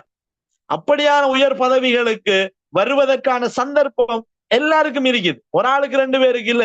இந்த ப்ரோக்ராம் பார்ட்டிசிபேட் பண்ற எல்லாருக்கும் இருக்கு. உங்கள்ட்ட இந்த குவாலிபிகேஷன் இருந்தா நீங்க எல்லாருக்கும் சமனான வாய்ப்பு இருக்குது. இதற்கான முயற்சி, இதற்கான தேடல், இதற்கான ப்ராப்பர் கைடன்ஸ், இவ்வளவுதான் நீங்க செய்ய வேண்டிய வேலைகள். சரிதானே? இந்த எக்ஸாம் எல்லாம் 2 தரம் தான் SLAS எக்ஸாம் எழுதலாம். பெரும்பாலான பரீட்சைகள் 2 தரத்துக்கு மேல எழுதல. அதுக்கு மேல வயசு இருக்காது நமக்கு. அப்படி ஒன்று இருக்குது. 2 தரம் தான் மேக்சிமம் எழுதலாம். ரைட்? இல்ல செகண்ட் இயர் படிச்சுக்கிற நேரம் எக்ஸாம் எழுதி பார்க்கலாமான்னா சாரி, தயவு செய்து உங்களை ஒரு சான்ஸ வீணாக்காதீங்க. சரிதானே? எக்ஸாம் அப்படி எழுதாதீங்க. பேப்பர் வந்தது பிறகு இந்த பேப்பர்ஸ் வெளியே வராது. ஆனால் மற்றவங்கள்ட்ட கேட்டு அல்லது உங்களுடைய கேள்வி என்ன மாதிரி வந்தேன்னு சொல்லி நீங்க ப்ரிப்பேர் ஆகுங்க. செகண்ட் இயர்ல இருக்கவங்கள தயவு செய்து படிச்சுக்கிறீங்க எவ்வளவு எழுதாதீங்க ப்ளீஸ். உங்களோட ஒரு சை வேஸ்ட் ஆயிரும். ஒரு சந்தர்ப்பம் உங்களுக்கு வீணாகி விடும். சோ இப்ப எங்களோட குரூப்போட நீங்க இதுக்கு நீங்க நாங்க ஒரு உதவி செய்யறதுக்கு ரெடியா இருக்கோம். ஒரு ஆன்லைன் ஃபோரம் ஒன்று நாங்க ஃபார்ம் பண்ணி பொது அறிவு வினாக்கள், போட்டி பரீட்சைக்குரிய IQ கேள்விகள், போட்டி பரீட்சை சம்பந்தமான விடயங்கள் எல்லாம் பதிவேற்றுவதற்கு நாங்க ஏற்கனவே ஒரு குரூப் ஒன்று வச்சிருக்கோம். இதற்கு பிறகு நான் 4 SLAS ஆபீசர்ஸ்களோடும் ஒரு SLAS ஆபீசரோடும் கலந்துரையாடினேன் உங்களுக்கா. சரிதானே? இதுக்கு ஒரு கதையும் இருக்கு சொல்லணும். என்றால் 2019 ஆண்டு 2019-20 ஆண்டு காலப்பகுதியில இந்த ஊர்ல ஒரு SLAS போட்டி பரீட்சைகளுக்கான கிளாஸ் நான் 9 மாதம் SLAS ஆபீசர்மார்களை கொண்டு நடாத்தினேன். அதுல 4 பேர் பரீட்சையில சித்தி அடைந்து 2 பேர் தற்போது உதவி பிரதேச செயலாளர்களாக பணியாற்றி கொண்டிருக்காங்க. இதுல இந்த பிராந்தியத்திலேயே சித்தி அடைந்த 2 பேர், அம்பாறை மாவட்டத்துல அவங்க 2 பேரும் தான் சித்தி அடைஞ்சவங்க. மட்டக்களப்பு மாவட்டத்திலே 2 பேர் சித்தி அடைஞ்சிருந்தாங்க இந்த பிராந்தியத்துல. ஆனால் அம்பாறை மாவட்டத்துல நாங்க 9 மாதம் 40-45 பேருக்கு தொடர்ந்து ட்ரெயின் பண்ணினோம். SLAS ஆபீசர்ஸ்கள். ரிஸ்வான் சலாவுதீன் சார் அவர் தற்போது கனடாவில் இருக்கார். அவர் பப்ளிக் அட்மினிஸ்ட்ரேஷன் மினிஸ்ட்ரியில அசிஸ்டன்ட் டைரக்டராக இருந்து இண்டஸ்ட்ரியல் மினிஸ்ட்ரியில அசிஸ்டன்ட் டைரக்டராக இருந்து தற்போது லீவ்ல போயிருக்காரு. Afan Kariyappar sir SLAS officer. அவர் இலங்கை கல்வி அமைச்சுல உதவி பணிப்பாளராக இருக்காரு இப்ப. அதே போல சுமியான் சார், நான் ஏற்கனவே சொன்ன ஒரு அவர் மட்டக்களப்பு மாவட்ட உதவி தேர்தல் ஆணையாளராக இருக்காரு இப்ப. அதே போல எங்களுடைய மாணவராக இருந்தாரு, south eastern university BSc MIT முடிச்சவர். சரிதானே? அவர் இப்ப சம்மாந்துறை பிரதேச செயலகத்தினுடைய உதவி பிரதேச செயலாளராக பணியாற்றி கொண்டிருக்காரு. அதே போல எங்கள்கிட்ட படிச்ச மாணவர்கள் இருக்காங்க. இவங்க எல்லாரையும் பயன்படுத்தி உங்களை வழிகாட்டுவதற்கு நீங்க ரெடி இருந்தா தான் நாங்க செய்யலாம். நீங்க முதலாவது கிளாஸ்ல 100 பேர் அடுத்த கிளாஸ்ல 20 பேர் 5 பேர் கடைசியில மிஞ்சினா இவ்வளவு ரிசோர்ஸையும் நாங்க பயன்படுத்துவதில் வீணா போயிரும். அதே போல SLAS ஆபீசர்ஸ் இருக்காங்க. சரிதானே? நாசிர் அலி சார் இருக்கார், அக்கரைப்பட்டை சேர்ந்தவர். ரைட்? அதே போல ஃபஸ்மில் சார் இருக்கார், பாலமுனையை சேர்ந்தவர். அவர் இப்ப அக்கரைப்பத்து சிராஜ் வித்யாலயத்தினுடைய அதிபரா இருக்கார், SLAS கிரேட் 2 ஆபீசர். சரிதானே? நாசிர் அலி சார் இருக்காரு, அவரும் கிரேட் 2 ஆபீசர், SLAS ஆபீசர். எங்கள்கிட்ட ஆக்கள் இருக்குது, ஆக்கள் இல்லாம இல்ல. ஆனால் உங்களுடைய நீங்க தான் அதுக்கு எங்களுக்கு உதவி செய்யணும். சரிதானே? நீங்க உங்களோட இன்ட்ரெஸ்ட் இருந்தால்தான் நாங்க உங்களை தொடர்ச்சியா கைட் பண்ணி ஏதாவது ஒரு போட்டி பரீட்சை கிளாஸ் டீடைல் கிளாஸ் மட்டும் இல்ல, குரூப்ல நாங்க பொது அறிவு கேள்விகளை போடுவோம், அதை நீங்க நோட் பண்ணி எடுக்கணும். அதே போல ஆப்டிடியூட் கேள்விகளை போடுவோம், அதுல பயிற்சி எடுக்கணும். அதுக்குள்ள போட்டிகள் நடக்கும், சின்ன சின்ன எக்ஸாம்கள் நடக்கும், ஆன்லைன் ஃபோரம் மாதிரி போகும், கிளாஸஸ்களும் நடக்கும். ஸோ இப்படி கண்டினியூவா போகும். கிளாஸஸ்களுக்கு மட்டும்தான் நான் நினைக்கிறேன் நாம ஹையர் ஆபீசர்ஸ்கள் எடுக்கிறதால அவங்களுக்கு ஒரு சிறிய பேமெண்ட் நாம அதை பேசிக்கொள்வோம், பிரச்சனை இல்லை. ஆனா நீங்க உங்களுக்கு அது சுமையாக இருக்காது. சரிதானே? நாங்க இந்த ஒரு நடத்தின எஸ்எல்ஏஎஸ் கிளாஸ்ல நிறைய பேருக்கு ஃப்ரீயா படிப்பிச்சோம். அது அப்ப இருந்த பொருளாதார நெருக்கடியான சூழ்நிலை இல்லைங்கிறதால ஒரு அளவுக்கு பரவாயில்லை. ஆனா இப்ப கொஞ்சம் பிரச்சனைகள் இருக்கிறதால உங்களுக்கு சுமை ஏற்படாதவாறு நாங்க அதை அமைச்சு கொள்ள இயலுமான்னு பாக்குறோம். சரிதானே? இதுக்கு யூனிவர்சிட்டி ஸ்டூடெண்ட்ஸ் தான் target students. Second year, third year, fourth year recently pass out ஆன ஸ்டூடெண்ட்ஸ் இவங்க தான் எங்களுக்கு டார்கெட். உண்மை அவங்கள தான் நாங்க ட்ரெயின் பண்ணலாம். யூனிவர்சிட்டியில படிக்கிறார்கள் இந்த ஃபோரம்ல ஜாயின் பண்ணலாம், உங்களை தானே நாங்க ட்ரெயின் பண்ண வேண்டி இருக்குது. சோ அப்ப நீங்க 2-3 வருஷம் தொடர்ந்து பயிற்சி பெற்றா உங்களுக்கு போட்டி பரீட்சைகள் எல்லாம் இலகுவாக இருக்கும். அந்த ஏற்பாடுகளை கூட நாங்க செய்யறதுக்கு தயாரா இருக்கோம். இதுல என்னுடைய கான்டாக்ட் நம்பர் இருக்குது, இதுல குரூப்லயும் இருக்குது. ஏதாவது உங்களுக்கு கிளாரிபிகேஷன்கள், நேரடியான சந்தேகங்கள், உங்களோட பட்டப்படிப்போட சம்பந்தப்பட்ட விஷயங்கள் இருந்தா நீங்க என்னோட கலந்தாலோசித்து தேவை ஏற்படுகிற போது நான் உரிய அந்தந்த சேவைகளை சார்ந்தவர்களோடு கலந்துரையாடி உங்களுக்கான வழிகாட்டல்களை வழங்குவதற்கு நான் தயாரா இருக்கேன். அதுல பிரச்சனை இல்லை. ஆன்லைன்ல தான் அந்த ட்ரைனிங் எல்லாம் நடக்கும். ஆன்லைன் தான். சில பிசிக்கல் கிளாஸ்கள், சில பிசிக்கல் எக்ஸாம்கள் எல்லாம் நடக்கும், சில நேரங்கள்ல நடக்கும். ஆனா ஆன்லைன்ல தான் கண்டினியூஸா நாங்க செய்யற மாதிரி யோசிக்கும். இன்னும் நாங்க திட்டமிடல, உண்மையா திட்டமிடல. உங்களோட ஆர்வத்தை பொறுத்து உங்களுக்கு இதுல இன்ட்ரெஸ்ட் இருந்தா மட்டும் நாம இந்த முயற்சியை எடுக்கலாம். அப்படி இல்லைன்னு சொன்னா பொதுவா இந்த விடயங்களோடு நீங்க உங்களுக்கு வாய்ப்புள்ளவாறு தயாராகி கொள்ளலாம். அது உங்களை சார்ந்த விஷயங்கள். ரைட். அதுக்கு மேலதிகமா சில தொழில் வாய்ப்பு இருக்குது. ரெஜிஸ்ட்ரார் சர்வீஸ் இலங்கையில, அதாவது ஏடிஆர் என்று சொல்ற assistant district registrar, immigration officer, இமிகிரேஷனுக்கு போட்டி பரீட்சை இருக்குது, டெக்ஸ் ஆபீசருக்கு போட்டி பரீட்சை இருக்குது, ஸ்ரீலங்கா ஆடிட் சர்வீஸ் இருக்கு, ஆடிட் ஆபீசர்ஸுக்கு போட்டி பரீட்சை இருக்குது, கஸ்டம்ஸ் அதாவது சுங்க திணைக்களங்கள்ல கஸ்டம்ஸ் ஆபீசர்களுக்கு போட்டி பரீட்சை இருக்குது, மேனேஜ்மெண்ட் ட்ரெயினி, பேங்கிங் மேனேஜ்மெண்ட் ட்ரெயினிகளுக்கு போட்டி பரீட்சை இருக்குது, டெவலப்மெண்ட் ஆபீசர்களுக்கு போட்டி பரீட்சை இல்லையானா அது ஒரு employment opportunity, national school teaching பரீட்சை இருக்குது, ப்ரொவின்சியல் கவுன்சில் டீச்சிங்கு பரீட்சை இருக்குது, எக்ரேரியன் டிஓக்கள், டிபார்ட்மெண்ட் பொசிஷன், ப்ரொஜெக்ட் அசிஸ்டன்ட், ஏராளமான வாய்ப்புகள் உங்களுக்கு இருக்குது. நீங்க இதோட சேர்ந்து நீங்க வாய்ப்பு இருக்கிறவங்க எல்எல்பி படிக்கலாம். எல்எல்பி படிச்சிருக்கிறவங்க உங்களோட வாய்ப்புகளை பயன்படுத்தி கொள்ளலாம். சோ இந்த விடயங்களோட முதல்ல வாய்ஸ்ல நீங்க கேட்கிற கேள்விகளை முதல் கேளுங்க. அதுக்கு பிறகு நான் செட்ல இருக்கிற கேள்விகளுக்கு வா சொல்லுங்க. சார் இப்ப ஜெனரல் தொடர்ந்து யூனிவர்சிட்டியில ஸ்பெஷல் செய்யற ஒருத்தருக்கும் அடுத்து ஓப்பன்ல பிஜிடி செய்யற ஒருத்தருக்கும் என்ன சரி வித்தியாசம் இல்லையா? ஓப்பன்ல என்ன கோர்ஸ் செய்யறவங்க பிஜிடி போஸ்ட் கிராஜுவேட். ஓப்பன்ல பிஜிடி செய்யறதுக்கு நமக்கு ஃபர்ஸ்ட் டிகிரி ஒன்று தேவைதானே? எப்படி டிகிரி ஒன்று இருக்கும்? இல்ல சார், நான் கேக்குறேன்னா யூனிவர்சிட்டியை தொடர்ந்து ஸ்பெஷல் செய்யற ஒருத்தருக்கும் பிஜிடி செய்யற ஒருத்தருக்கும் வித்தியாசம் இருக்கா? அந்த ஸ்பெஷல்ல வித்தியாசம் இருக்கா? ஸ்பெஷல்ல எஸ் இருக்கு. ஸ்பெஷல் டிகிரிக்கு சில வரையறைகள், சில வாய்ப்புகள் இருக்குது. இப்ப நீங்க ஒரு அகாடமிக் பொசிஷனுக்கு வரணுமா இருந்தா காலேஜ் ஆஃப் எஜுகேஷன்ல லெக்சர் ஆகணும், அல்லது யூனிவர்சிட்டியில லெக்சர் ஆகணும், அல்லது நீங்க சில துறை சார்ந்த துறைகளுக்கு போகணும். சரிதானே? அப்படின்னு சொன்னால சில உயரங்களை தாண்டுவதற்கு நமக்கு ஸ்பெஷல் டிகிரி தேவை. அந்த இடத்துல நமக்கு ஸ்பெஷல் டிகிரி வேணும். ஸ்பெஷல் டிகிரி தேவைப்படாத சந்தர்ப்பங்கள் நமக்கு பிரச்சனை இல்லை. நம்மளுக்கு அந்த வரையறைக்குள்ள போகலாம் ஜெனரல் டிகிரியோட. இப்ப சர்வீஸ் எக்ஸாம் எதுலையுமே ஸ்பெஷல் டிகிரி கேட்கல, கவனிச்சீங்களா? இந்த சர்வீஸ் எக்ஸாமுக்கு ஸ்பெஷல் டிகிரி கட்டாயம் இல்லை உண்மையா. அப்ப சர்வீஸ் எக்ஸாம் ஜெனரல் டிகிரி ஆகலும் எழுதலாம், ஸ்பெஷலும் எழுதலாம். ஆனா வேற சில தொழில் வாய்ப்புகளுக்கு, வேற சில சந்தர்ப்பங்களுக்கு ஸ்பெஷல் டிகிரி அதுகளுக்கு தேவை. அப்ப நாம அந்த சந்தர்ப்பத்தை இழக்க வேண்டி வரும் நம்ம ஜெனரலோட இருந்தா. ஆனா இந்த சந்தர்ப்பங்களை நாம பயன்படுத்தி கொள்ளலாம். சொல்லுங்க சார். என்னடா சார் அந்த எஸ்எல்ஏஎஸ் அந்த ஓப்பன் இதுல எழுதுறதுக்கு சார் அந்த 28 வயது இருக்கணும் சார். அது 28 தானா சார்? இப்ப 30 மாத்தின அப்படி அரசாங்கம் தீர்மானிக்க 32 வயதும் வந்திருக்குது. நான் லாஸ்ட் இயர் கால் பண்ணின கெசட் அடிப்படையில அன்னளவாக அந்த வயது எல்லையை சொல்லியிருக்கேன். சரிதான்? அது அரசாங்கம் தீர்மானிக்கிறது. 30ஆகவும் ஆக்கலாம், 32ஆகவும் ஆக்கலாம். அது அந்தந்த வருடத்தை பொறுத்து கால் பண்ண நேரம் தானே தெரியும் உண்மையா நமக்கு. Okay sir, okay sir, thank you. Okay right. Okay. லெக்சராக என்ன சார் செய்யணும்? லெக்சர் ஆகிறனா ஸ்பெஷல் டிகிரி முடிக்க வேணும். ஸ்பெஷல் டிகிரியில ஃபர்ஸ்ட் கிளாஸ் அல்லது செகண்ட் அப்பர் கிளாஸ் இருக்கணும். அதோட மாஸ்டர் டிகிரியும் இருந்தால் நமக்கு அது ஈஸியா இருக்கும் அந்த வே. அஸ்ஸலாமு அலைக்கும் சார். வலைக்கும் சலாம். ஸ்டூடெண்ட் தான். இப்போ நான் டீச்சிங் சர்வீஸ்ல இருக்கேன். எஸ்எல்ஏஎஸ் எழுதுறதுலாம் படிச்ச டீச்சிங் சர்வீஸ் ஒன்று செஞ்சேன். எனக்கு டீச்சிங் கிடைச்சிட்டு இப்போ இந்த எக்ஸாம்னா எப்படி நான் ரிசைன் பண்ணணுமா இல்ல கிடைச்சிச்சேன்டா எப்படி? ரிசைன் பண்ண தேவையில்லை. நீங்க அப்ளை பண்ண நேரம் உங்களோட த்ரூ உங்களோட டிபார்ட்மெண்ட் ஹெட் கூட அதான் அப்ளை பண்ணுவீங்க. அப்ப அவங்க என்ன செய்வாங்கன்னா உங்களை ரிலீஸ் பண்ணி விடுவாங்க. அவ்வளவுதான். Okay okay okay right. Service break ஆகாது, பிரச்சனை இல்லை சார். சொல்லுங்க சார். இந்த நான் ஃபர்ஸ்ட் டைம் சார் நான் அப்ளை பண்ணிட்டு சார் அட்மிஷன் வந்து எக்ஸாம் எழுத சீட் பண்ண போகாம இருந்தேன் சார். அது கவுண்ட் பண்ணப்படுமா சார்? அது சிட் பண்ணாட்டி பிரச்சனை இல்லை. நீங்க சிட் பண்ணாட்டி பிரச்சனை இல்லை. அட்மிஷன் எல்லாம் வந்து சார் எனக்கு, ஆனா சீட் பண்ணல சார். அட்மிஷன் வந்து நீங்க ஒரு மெடிக்கல் அல்லது ஏதாவது ஒரு நான் எனக்கு தவிர்க்க முடியாத காரணங்களை எழுதலாம்னு சொல்லி நீங்க ஒரு சின்ன இன்ஃபர்மேஷனோட கொடுத்திருக்கலாம். அது இருந்தாலும் பிரச்சனை இல்லை.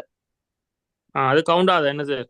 இல்ல நீங்க எழுதியிருந்தா தான் கவுண்ட் ஆகும். ஒரு ஏதாவது ஒரு எமர்ஜென்சி ஏதாவது ஒரு இன்ஃபர்மேஷன் கொடுத்திருக்கலாம் நீங்க, அது பிரச்சனை இல்லை. நான் ஒன்னும் கொடுக்கல சார், தான் கேக்குறேன். அதுக்கு வேற வழியா செய்யா சார்? கிளாரிஃபை பண்ணுவோம். கிளாரிஃபை பண்ணிட்டு நான் அதை பாக்குறேன். நான் குரூப்ல அந்த விஷயங்களை போடுறேன் உங்களுக்கு. ரைட். ஓகே.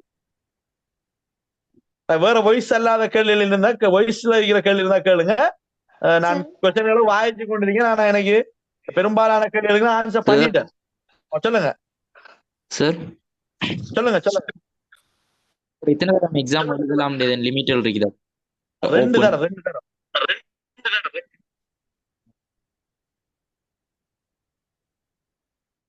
தரம். சார். சொல்லுங்க.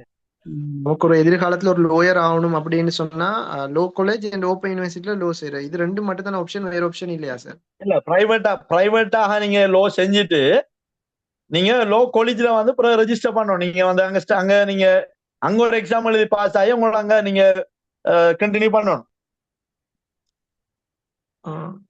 லோ காலேஜோ ஓப்பன் யூனிவர்சிட்டி சந்தர்ப்பம் கிடைக்காட்டி மூணாவது ஒரு ஆப்ஷன் இருக்கு. ஆனா அது கொஞ்சம் கொஸ்ட். அதாவது ஒரு பிரைவேட் யூனிவர்சிட்டியில வந்து, அதாவது ஃபாரின் யூனிவர்சிட்டியில வந்து எல்எல்பி முடிக்கீங்க, சரிதானே? முடிச்சுட்டு அந்த டிகிரியோட நீங்க ஓப்பன் யூனிவர்சிட்டியில ஒரு என்ட்ரன்ஸ் எக்ஸாம் கொண்டு வைப்பாங்க அந்த கேட்டகரி ஆக்களுக்கு. அது பாஸ் ஆனது பிறகு நீங்க லோ காலேஜுக்குள்ள என்டர் ஆகி அவங்க சொல்ற சப்ஜெக்ட்ஸ் எல்லாம் நீங்க கம்ப்ளீட் பண்ணணும். இல்ல அந்த டைம் லோ காலேஜுக்கு என்ட்ரன்ஸ் செய்ய தேவையில்லையா ஓப்பன் யூனிவர்சிட்டி மாதிரி? விளங்குற நீங்க கேக்குறது? இப்பதானே சொன்னீங்க சார். அதாவது ஓப்பன்ல ஒரு அவங்களுக்கு அந்த கேட்டகரியில உள்ளவங்களுக்கு ஒரு எக்ஸாம் வைப்பாங்க அப்படின்னு சொல்லி, அதே மாதிரி லோ காலேஜுக்கு ஓப்பனுக்கு அட்டர்னியேட் லோ தான் லோ காலேஜ்ல அவங்க செய்வாங்க. ஓப்பன்ல முடிக்கிறவங்க, பிரைவேட்டா முடிக்கிறவங்க திரும்பி லோ காலேஜ்ல வந்து என்ட்ரன்ஸ் எக்ஸாம் எழுதி அதுக்கு உள்ளுக்கு வந்து அதுக்கான அந்த கேட்டகரிக்கு சில கிரைட்டீரியா இருக்கு, அதை கம்ப்ளீட் பண்ணிட்டு அட்டர்னியேட் லோ செய்யும். சரி, ஓகே சார். திரும்பி சுருக்கமா சொன்னா திரும்பி நாம லோ காலேஜ்ல சப்ஜெக்ட்ஸ் படிக்கணும். அதோட நேரடியா லோ காலேஜ் போறது ஈஸி அப்படிதான் சார்? நேரடியா லோ காலேஜோ அல்லது ஓப்பன் யூனிவர்சிட்டி ஊடாக போறதோ ஈஸி. Okay sir. ஓகே. வலைக்கும் சலாம் சார். இப்போ நீங்க சொன்னீங்க அந்த இவ்வளோ எக்ஸாம் சர்வீஸுக்கு வந்து எக்ஸாம் செய்யறதுக்கு தானே சார் ரெண்டு அந்த கிரைத்தல் உண்டு, அடுத்தது நுண்ணறி சம்பந்தப்பட்ட கேள்வி கொமனா வரும் எக்ஸாம் சொன்னீங்க. ஆமா சார். இப்போ அப்ளை பண்ணும்போது எல்லாம் ஒன்றா தான் கால் பண்ணுவாங்க என்ன? எல்லாம் ஒன்றா, அந்த 5 ஒன்றா கால் பண்ணுவாங்க. இப்போ சார் அப்போ அப்ளை பண்ணா இப்போ 5க்கு குவாலிஃபைடுன்னு சொன்னா 5க்கும் அப்ளை பண்ணினா 5க்கும் கொமன் எக்ஸாம் செஞ்சு இப்போ திரும்பி 2வது எக்ஸாம் வந்து தனித்தனியா சார் நடக்கும்? தனித்தனியா நடக்கும், வேற வேற தேதியில நடக்கும். வேற வேற தேதியில நடக்கும் சார். அப்படி இப்போ எல்லாத்துக்கும் நம்ம அப்ளை பண்ணலாமா சார்? குவாலிஃபைடுண்டா எல்லாம் அப்ளை பண்ணலாம், ஒரு பிரச்சனையும் இல்லை, எல்லாம் அப்ளை பண்ணலாம். Okay sir, thank you. Okay right. Sir சொல்லுங்க. மாகாணத்துல வந்து கல்வி படிப்பாளர் வந்து சிங்கள மீடியம் தமிழ் மீடியமுக்கு ரெண்டுக்கும் அப்படி வேற வேறையா இருக்கா? இல்ல இல்ல இல்ல இல்ல அப்படி இல்ல. மீடியம் வைஸா பிரிக்கிறல்ல. மீடியம் வைஸா வந்து அது மாகாண மட்டத்திலானே. அது நீங்க வந்து முதல்ல சேவையில இணைஞ்சு கொள்ளணும். முதலாவது எஸ்எல்ஏ சர்வீஸ்ல இணைந்ததற்கு பிற்பாடுதான் அடுத்தடுத்த கட்டங்கள் வந்து இருக்கும். சொல்ல விளங்கிட்டா உங்களுக்கு? எஸ்எல்ஏ எக்ஸாம் எழுதி நீங்க ஒரு ஏடிஆ வாரத்துக்கோ டிடிஆ வாரத்துக்கோ மொழி மூலம் பாக்குறல்ல. ஆனா நீங்க வந்து சர்வீஸ்ல இணைந்து ஒரு 10 வருஷம் 15 வருஷம் சர்வீஸுக்கு பிறகு அது அடுத்தடுத்த கட்டங்களுக்கு போற நேரங்கள்ல மொழி மூலங்கள் மூலமான வேக்கண்டுகளை வந்து அது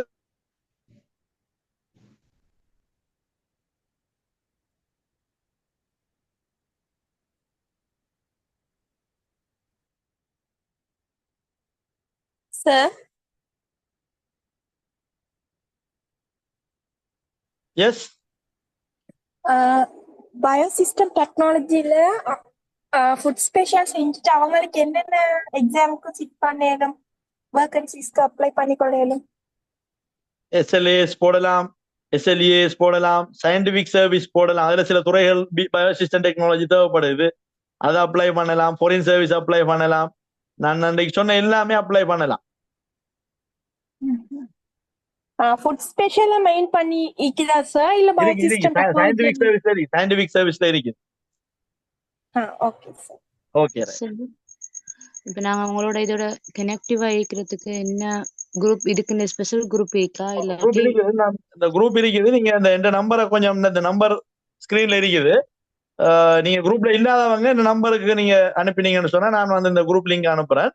அதுல இருந்து நாம உங்களுக்கு இன்ட்ரெஸ்ட் இருந்தா மட்டும் நாம அடுத்த கட்டங்களுக்கு போகலாம். எங்களுக்கு ஒரு கணிசமான அளவு ஆட்கள் இருந்தா நாங்க ட்ரெயின் பண்ணுவோம்.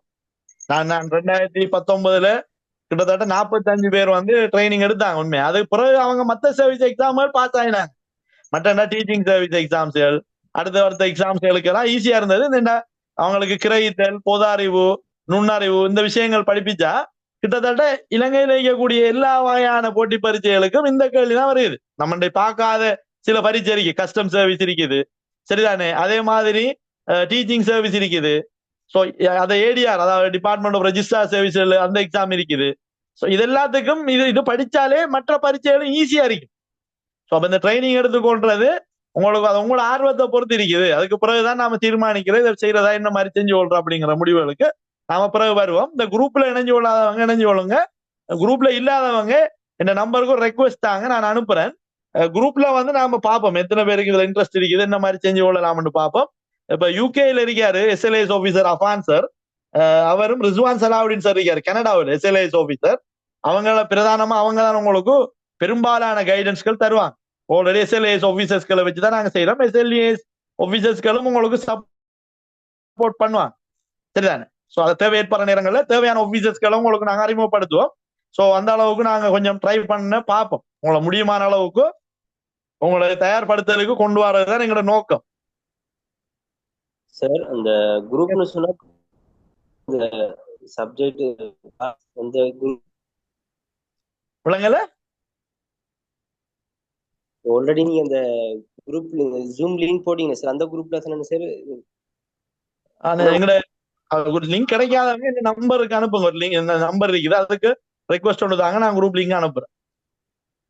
என்ன யார் யார் இதில் பார்ட்டிசிபேட் பண்ணினீங்கிற ஒரு டேட்டா இல்லாததால ஸோ அதை நான் அப்படித்தான் பார்க்க வேண்டியிருக்குது. யூனிவர்சிட்டி ஹானர்ஸ் டிகிரி முடிச்ச பிறகு டெமோ கிடைக்கணும்னா உங்களுக்கு நீங்க பெஸ்ட் ஸ்டாப்ல பாஸ் ஆகியிருந்தா சரி. அதாவது இப்போ 2 டெமோ எடுக்கிறேன்னா உங்களோட GPA முதல் 2 வரணும், வந்தா நீங்க அந்த வாய்ப்பு உங்களுக்கு கிடைக்கும். சரி, அந்த கெசட் எல்லாம் நான் ஷேர் பண்றேன், பிரச்சனை இல்லை. கெசட்டையும் இந்த PDF-ஐயும் உங்களுக்கு நான் ஷேர் பண்றேன். கிளாஸ் எல்லாம் தமிழ்லாம் நடக்கும், சரிதானே? கிளாஸ் இல்ல, கிளாஸ் இல்ல, உண்மையாது உங்களுக்கு ஒரு கைடன்ஸ் தான், சரிதானே? கிளாஸஸ் தேவைப்படுற நேரங்களில் நாங்க SLAS ஆபீசர்ஸ் நடத்துவோம். அது உங்களுக்கு தொடர்ந்து தேவைன்னா நாங்க அதை பார்ப்போம். இது கைடன்ஸ் வந்து ஃப்ரீ தான். உங்களுக்கு ஆப்டிடியூட் கேள்விகளை போடுறது, ஜெனரல் நாலேஜ் விஷயங்களை தாரது, அதெல்லாம் வந்து அந்த ஃபோரம்ல கொமனா வரும். அந்த ஃபோரம்ல நீங்க இணைஞ்சு கொண்டீங்கன்னா உங்களுக்கு அந்த தகவல்கள் கிடைக்கும், சரியா? நாங்க 500-600 பேரை ட்ரெயின் பண்ண உண்மையா விரும்பல, அதுக்கு சாத்தியம் குறைவு. நாங்க லிமிடெட் டார்கெட்டை தான் ட்ரை பண்றோம்.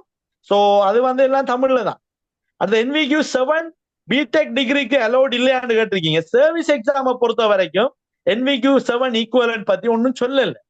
ஸோ NVQ7 இருக்கிற ஒரு ஆள் வந்து சர்வீஸ் இந்த 5-6 சர்வீஸ் எக்ஸாம்களுக்கு முன்னப்பிக்கிறதுல கடந்த கெசட் வரைக்கும் வாய்ப்பு வழங்கப்படவில்லை. எதிர்காலத்துல சில வேளைகளை வழங்கப்படலாம். அப்படி அல்லாவிட்டாலும் NVQ7 வைத்து நீங்க விண்ணப்பிக்கக்கூடிய தொழில் வாய்ப்புகளுக்கு செல்லலாம். உங்களுக்கு இந்த வாய்ப்புகளுக்கான தடை ஒன்று இருக்குது அப்படிங்கிறத வந்து நீங்க கொஞ்சம் கவனிச்சு கொள்ளுங்க சார். சொல்லுங்க சார். இப்போ நீங்க சொன்ன மாதிரி பார்த்தா சார், இந்த எக்ஸாம்களுக்கு இன்னும் கால் பண்ணல, ஆனா நெக்ஸ்ட் இயர் தான் இந்த எக்ஸாம் கால் பண்ணுவாங்க, அப்படிதானே சார்? ஆமா, நெக்ஸ்ட் இயர் கால். அரசாங்கம் ஒரு ஸ்திரத்தன்மையோட இருக்கிறதால இதுக்கான வேக்கன்கள் எல்லாம் ஃபில் பண்ணுவாங்க. பெரும்பாலும் நெக்ஸ்ட் இயர் வந்து இந்த பரீட்சை கால் பண்ணப்படலாம் பரீட்சைகள். சார் நெக்ஸ்ட் இயர் கால் பண்ணாலும் சார், கால் பண்ணி ஒரு 3 மந்த்துக்கு போறதா எக்ஸாம் நடக்கும், அப்படிதானே? 3 மந்த்ஸ் இல்ல, ஒரு 4 மந்த்ஸ்ல இருந்து ஒரு 8 monthsக்குள்ள ஒரு குறைஞ்சது ஒரு 8 மாசம் சராசரியா 8 மாதம். ஆனா இமீடியட்டாக நடந்தாலும் நடக்கும். ஆட்கள் தேவையா குயிக்கா நடக்கும் எக்ஸாம். Okay sir. சார் எத்தனை வருஷம் ஒரு நடக்கிறது? அந்த வேர்க்கண்ட பொறுத்து தான் இருக்குது. பெரும்பாலும் சராசரியா பார்த்தா ஒரு 2 வருஷத்துக்கு ஒருக்கா தொடர்ந்து நடந்து வருது சராசரியா. சார் கேளுங்க. இந்த கைடன்ஸ் வந்துட்டும் பிசிக்கலா நடக்குமா ஆன்லைன்ல நடக்குமா சார்? ஆன்லைன்ல. மோஸ்ட்லி ஆன்லைன் அப்படியா sir? Mostly online. Okay sir, அடுத்த क्वेश्चन பிபிஎஸ்டி ஹானஸ்ட் தான் நீக்கிதான். ஆனா ஸ்பெஷல் டிகிரி அங்க மென்ஷன் பண்ணப்படல டிரான்ஸ்கிரிப்ட்ல. அப்படின்ட்டு கேக்கிட்ட அதை எப்படி சார் எடுப்பாங்க அவங்க ஸ்பெஷல் டிகிரி அப்படின்டா? பிபிஏ ஹானஸ்ட் தானே, 4 years தானே உங்களுக்கு? 4 years வந்து ஸ்பெஷல் டிகிரி தான், ஹானஸ்ட் டிகிரி தான். ஓகே, அந்த ஸ்பெஷல் குறிய மத்ததுவல் நாங்க செஞ்சு கொள்ளலாம் தானே சார் எக்ஸாம் இதுவல்? ஆமா செய்யலாம். எஸ். Okay right. அதே மாதிரி வந்து வேற கேள்விகள் வந்து நான் அநேகமா எல்லா கேள்விகளுக்கும் பதில் சொல்லியிருக்கேன். எஸ்எல் ஐசிடி சர்வீஸை பத்தி தொடர்ந்து வந்து மிஸ்டர் அசாம் கேட்குறீங்க. கொஞ்சம் என்ன பர்சனலா கண்டெக்ட் பண்ணி கொஞ்சம் அதை கேட்டுக்கொள்ளுங்க. ஸோ கட்டாயம் நான் வந்து அதை பார்க்கிறேன். Right, okay. மற்ற நம்ம தலைப்புக்கு அப்பால் இருக்கக்கூடிய கேள்விகளுக்கு நான் இன்றைக்கு பதில் அளிக்கல. என்னன்னு சொன்னா நீண்ட நேரமாக ப்ரோக்ராம் போய்கொண்டிருக்குது. ரைட். ஹானஸ்ட் டிகிரி என்று சொல்றது ஸ்பெஷல் டிகிரியான்னு கேட்டிருக்கீங்க. எஸ், அதுதான். ரைட். எஸ்எல் ஐசிடியை பத்தி நான் உங்களுக்கு புரித ஒரு சந்தர்ப்பத்தில் விளங்கப்படுத்துறேன். நான் என்ன நேர சுருக்கம் கருதி முக்கியமான இந்த 6 சேவைகளையும் நான் எடுத்துக்கொண்டேன். குரூப்ல அல்லது நம்முடைய போட்டி பரீட்சைக்கு தயாராகிற ஆன்லைன் ஃபோரம்ல வந்து நீங்க எல்லா போட்டி பரீட்சைகளுக்கு ஏற்ற மாதிரி தயாராகிற மாதிரி நாங்க கைட் பண்றோம். 30 வயது ஆகுதுன்னு சொல்லி ஒரு ஆள் சொல்லியிருக்கீங்க. ஒரு தரம் எஸ்எல்ஏஎஸ் எழுதிட்டேன், திரும்பி சான்ஸ் கிடைக்குமான்னு சொல்லி அரசாங்கம் அடுத்த முறை கோல் பண்ற நேரம் வயது எல்லையில் ஏதாவது மாற்றங்கள் செய்திருந்தால் உங்களுக்கு அந்த வாய்ப்பு கிடைக்கும். அதை நம்ம இப்போதைக்கு அதை உறுதிப்படுத்த இயலாம இருக்குது. ரைட். ஸோ அதான் உங்களோட கேள்விக்கான விட. மற்றதெல்லாம் வந்து வேற அவுட் ஆஃப் சிலபஸாக இருக்குது. ரைட். அந்த அவுட் ஆஃப் சிலபஸுக்கு நான் வரல இப்போதைக்கு, வெரி சாரி. வேற ஒரு சந்தர்ப்பத்தில் பார்ப்போம். எஸ்எல் ஐசிடியை பத்தி நான் உங்களுக்கு புரியுத ஒரு சந்தர்ப்பத்தில் நான் கதைக்கிறேன். எக்ஸாம் மெரிட் லிஸ்ட்ல எடுப்பாங்கன்னு கேட்டிருக்காங்க. எஸ், மார்க்ஸ் அடிப்படையில எடுப்பாங்க. எடுக்கிற மார்க்ஸ் அடிப்படையில இப்ப 100 பேர் தேவைண்டா 200 பேரையாவது இன்டர்வியூக்கு கூப்பிடுவாங்க. முதல் 200 top 200 marks. Right. So SL ஐசிடியை கொஞ்சம் என்ன பர்சனலா கண்டெக்ட் பண்ணி கேட்டுக்கொள்ளுங்க. இந்த நேர சுருக்கங்கிறதை நான் பார்க்குறேன். வேற வாய்ஸ்ல ஏதாவது கேள்விகள் இருந்தா கேளுங்க. டெக்ஸ்ட் கேள்விகளை வந்து நான் இதோட ஸ்டாப் பண்றேன். ரைட். ஸோ யாராவது ஒரு ஆள் வந்து இந்த நிகழ்வை பற்றி உங்களோட ஃபீட்பேக் ஒரு ஆள் வாய்ஸ்ல சொல்லலாம். யாராவது ஒரு ஆள் ஹேண்ட் ரைஸ் பண்ணுங்க. முதல் பேச விரும்புறாலும் கொஞ்சம் ஹேண்ட் ரைஸ் பண்ணுங்க, நாங்க சான்ஸ் தரோம். உங்களோட அபிப்பிராயம் இந்த நிகழ்வை பற்றி உங்களோட விஷயங்களை வந்து ஏதாவது கருத்துக்கள் சொல்றதுக்கு இருந்தா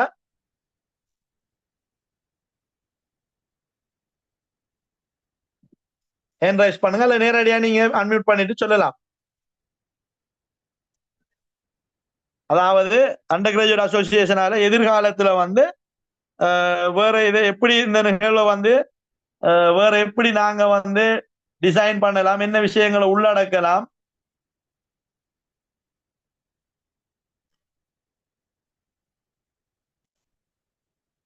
ஒரு கமெண்ட்ஸும் இல்லையா?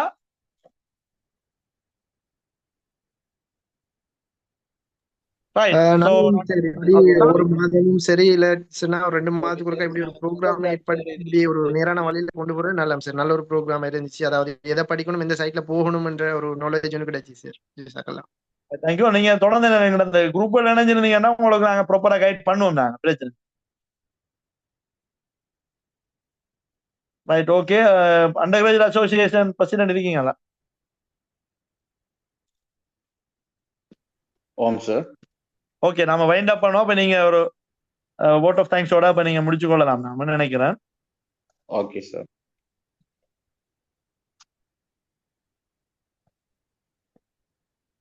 அஸ்ஸலாமு அலைக்கும். இந்த அளவுல இன்றைய நாள் நிகழ்வை நம்ம முடிச்சுக்கொள்வோம். அந்த அடிப்படையில இவ்வளவு நேரமும் எமக்காக சர்வீஸ் எக்ஸாம் கைடன்ஸ் பற்றிய ஃபுல் விளக்கத்தையும் தந்து அது சிறப்பான சந்தேகங்களை தீர்த்து வைத்த இலங்கை தென்கிழக்கு பல்கலைக்கழகத்தின் சிரேஷ்ட பிரிவியாளர் டாக்டர் FHJ சிப்லி சார் அவர்களுக்கு எமது நிந்தவர் பல்கலைக்கழக மாணவர்கள் சமூக சேவை ஒன்றியத்தின் சார்பாக எங்களது நன்றிகளை தெரிவித்துக் கொள்கின்றோம். அதே போல இன்ஷா அல்லாஹ் ஃபியூச்சர்லையும் இவ்வாறான நிகழ்வுகள் எமது அமைப்பினால் ஏற்பாடு செய்ய காத்திருக்கின்றது. அந்த நிகழ்வுகளிலும் தொடர்ச்சியாக அனைவரும் கலந்து கொண்டு பயன்பெறுமாறு எமது அமைப்பின் சார்பில் கேட்டுக்கொள்கின்றோம். இவ்வளவு நேரமும் பொறுமையுடன் இருந்து நிகழ்வுக்கு ஒத்துழைப்பு வழங்கிய அனைவருக்கும் எமது அமைப்பின் சார்பில் நன்றிகளை தெரிவித்துக் கொள்கின்றோம். இன்ஷா அல்லாஹ் மற்றும் ஒரு நிகழ்வில் உங்கள் அனைவரை சந்திக்கும் வரை உங்களிடம் நாங்கள் விடைபெற்றுக் கொள்கின்றோம். இதோடு இந்த நிகழ்ச்சியை முடிக்கலாம் இன்ஷா அல்லாஹ்.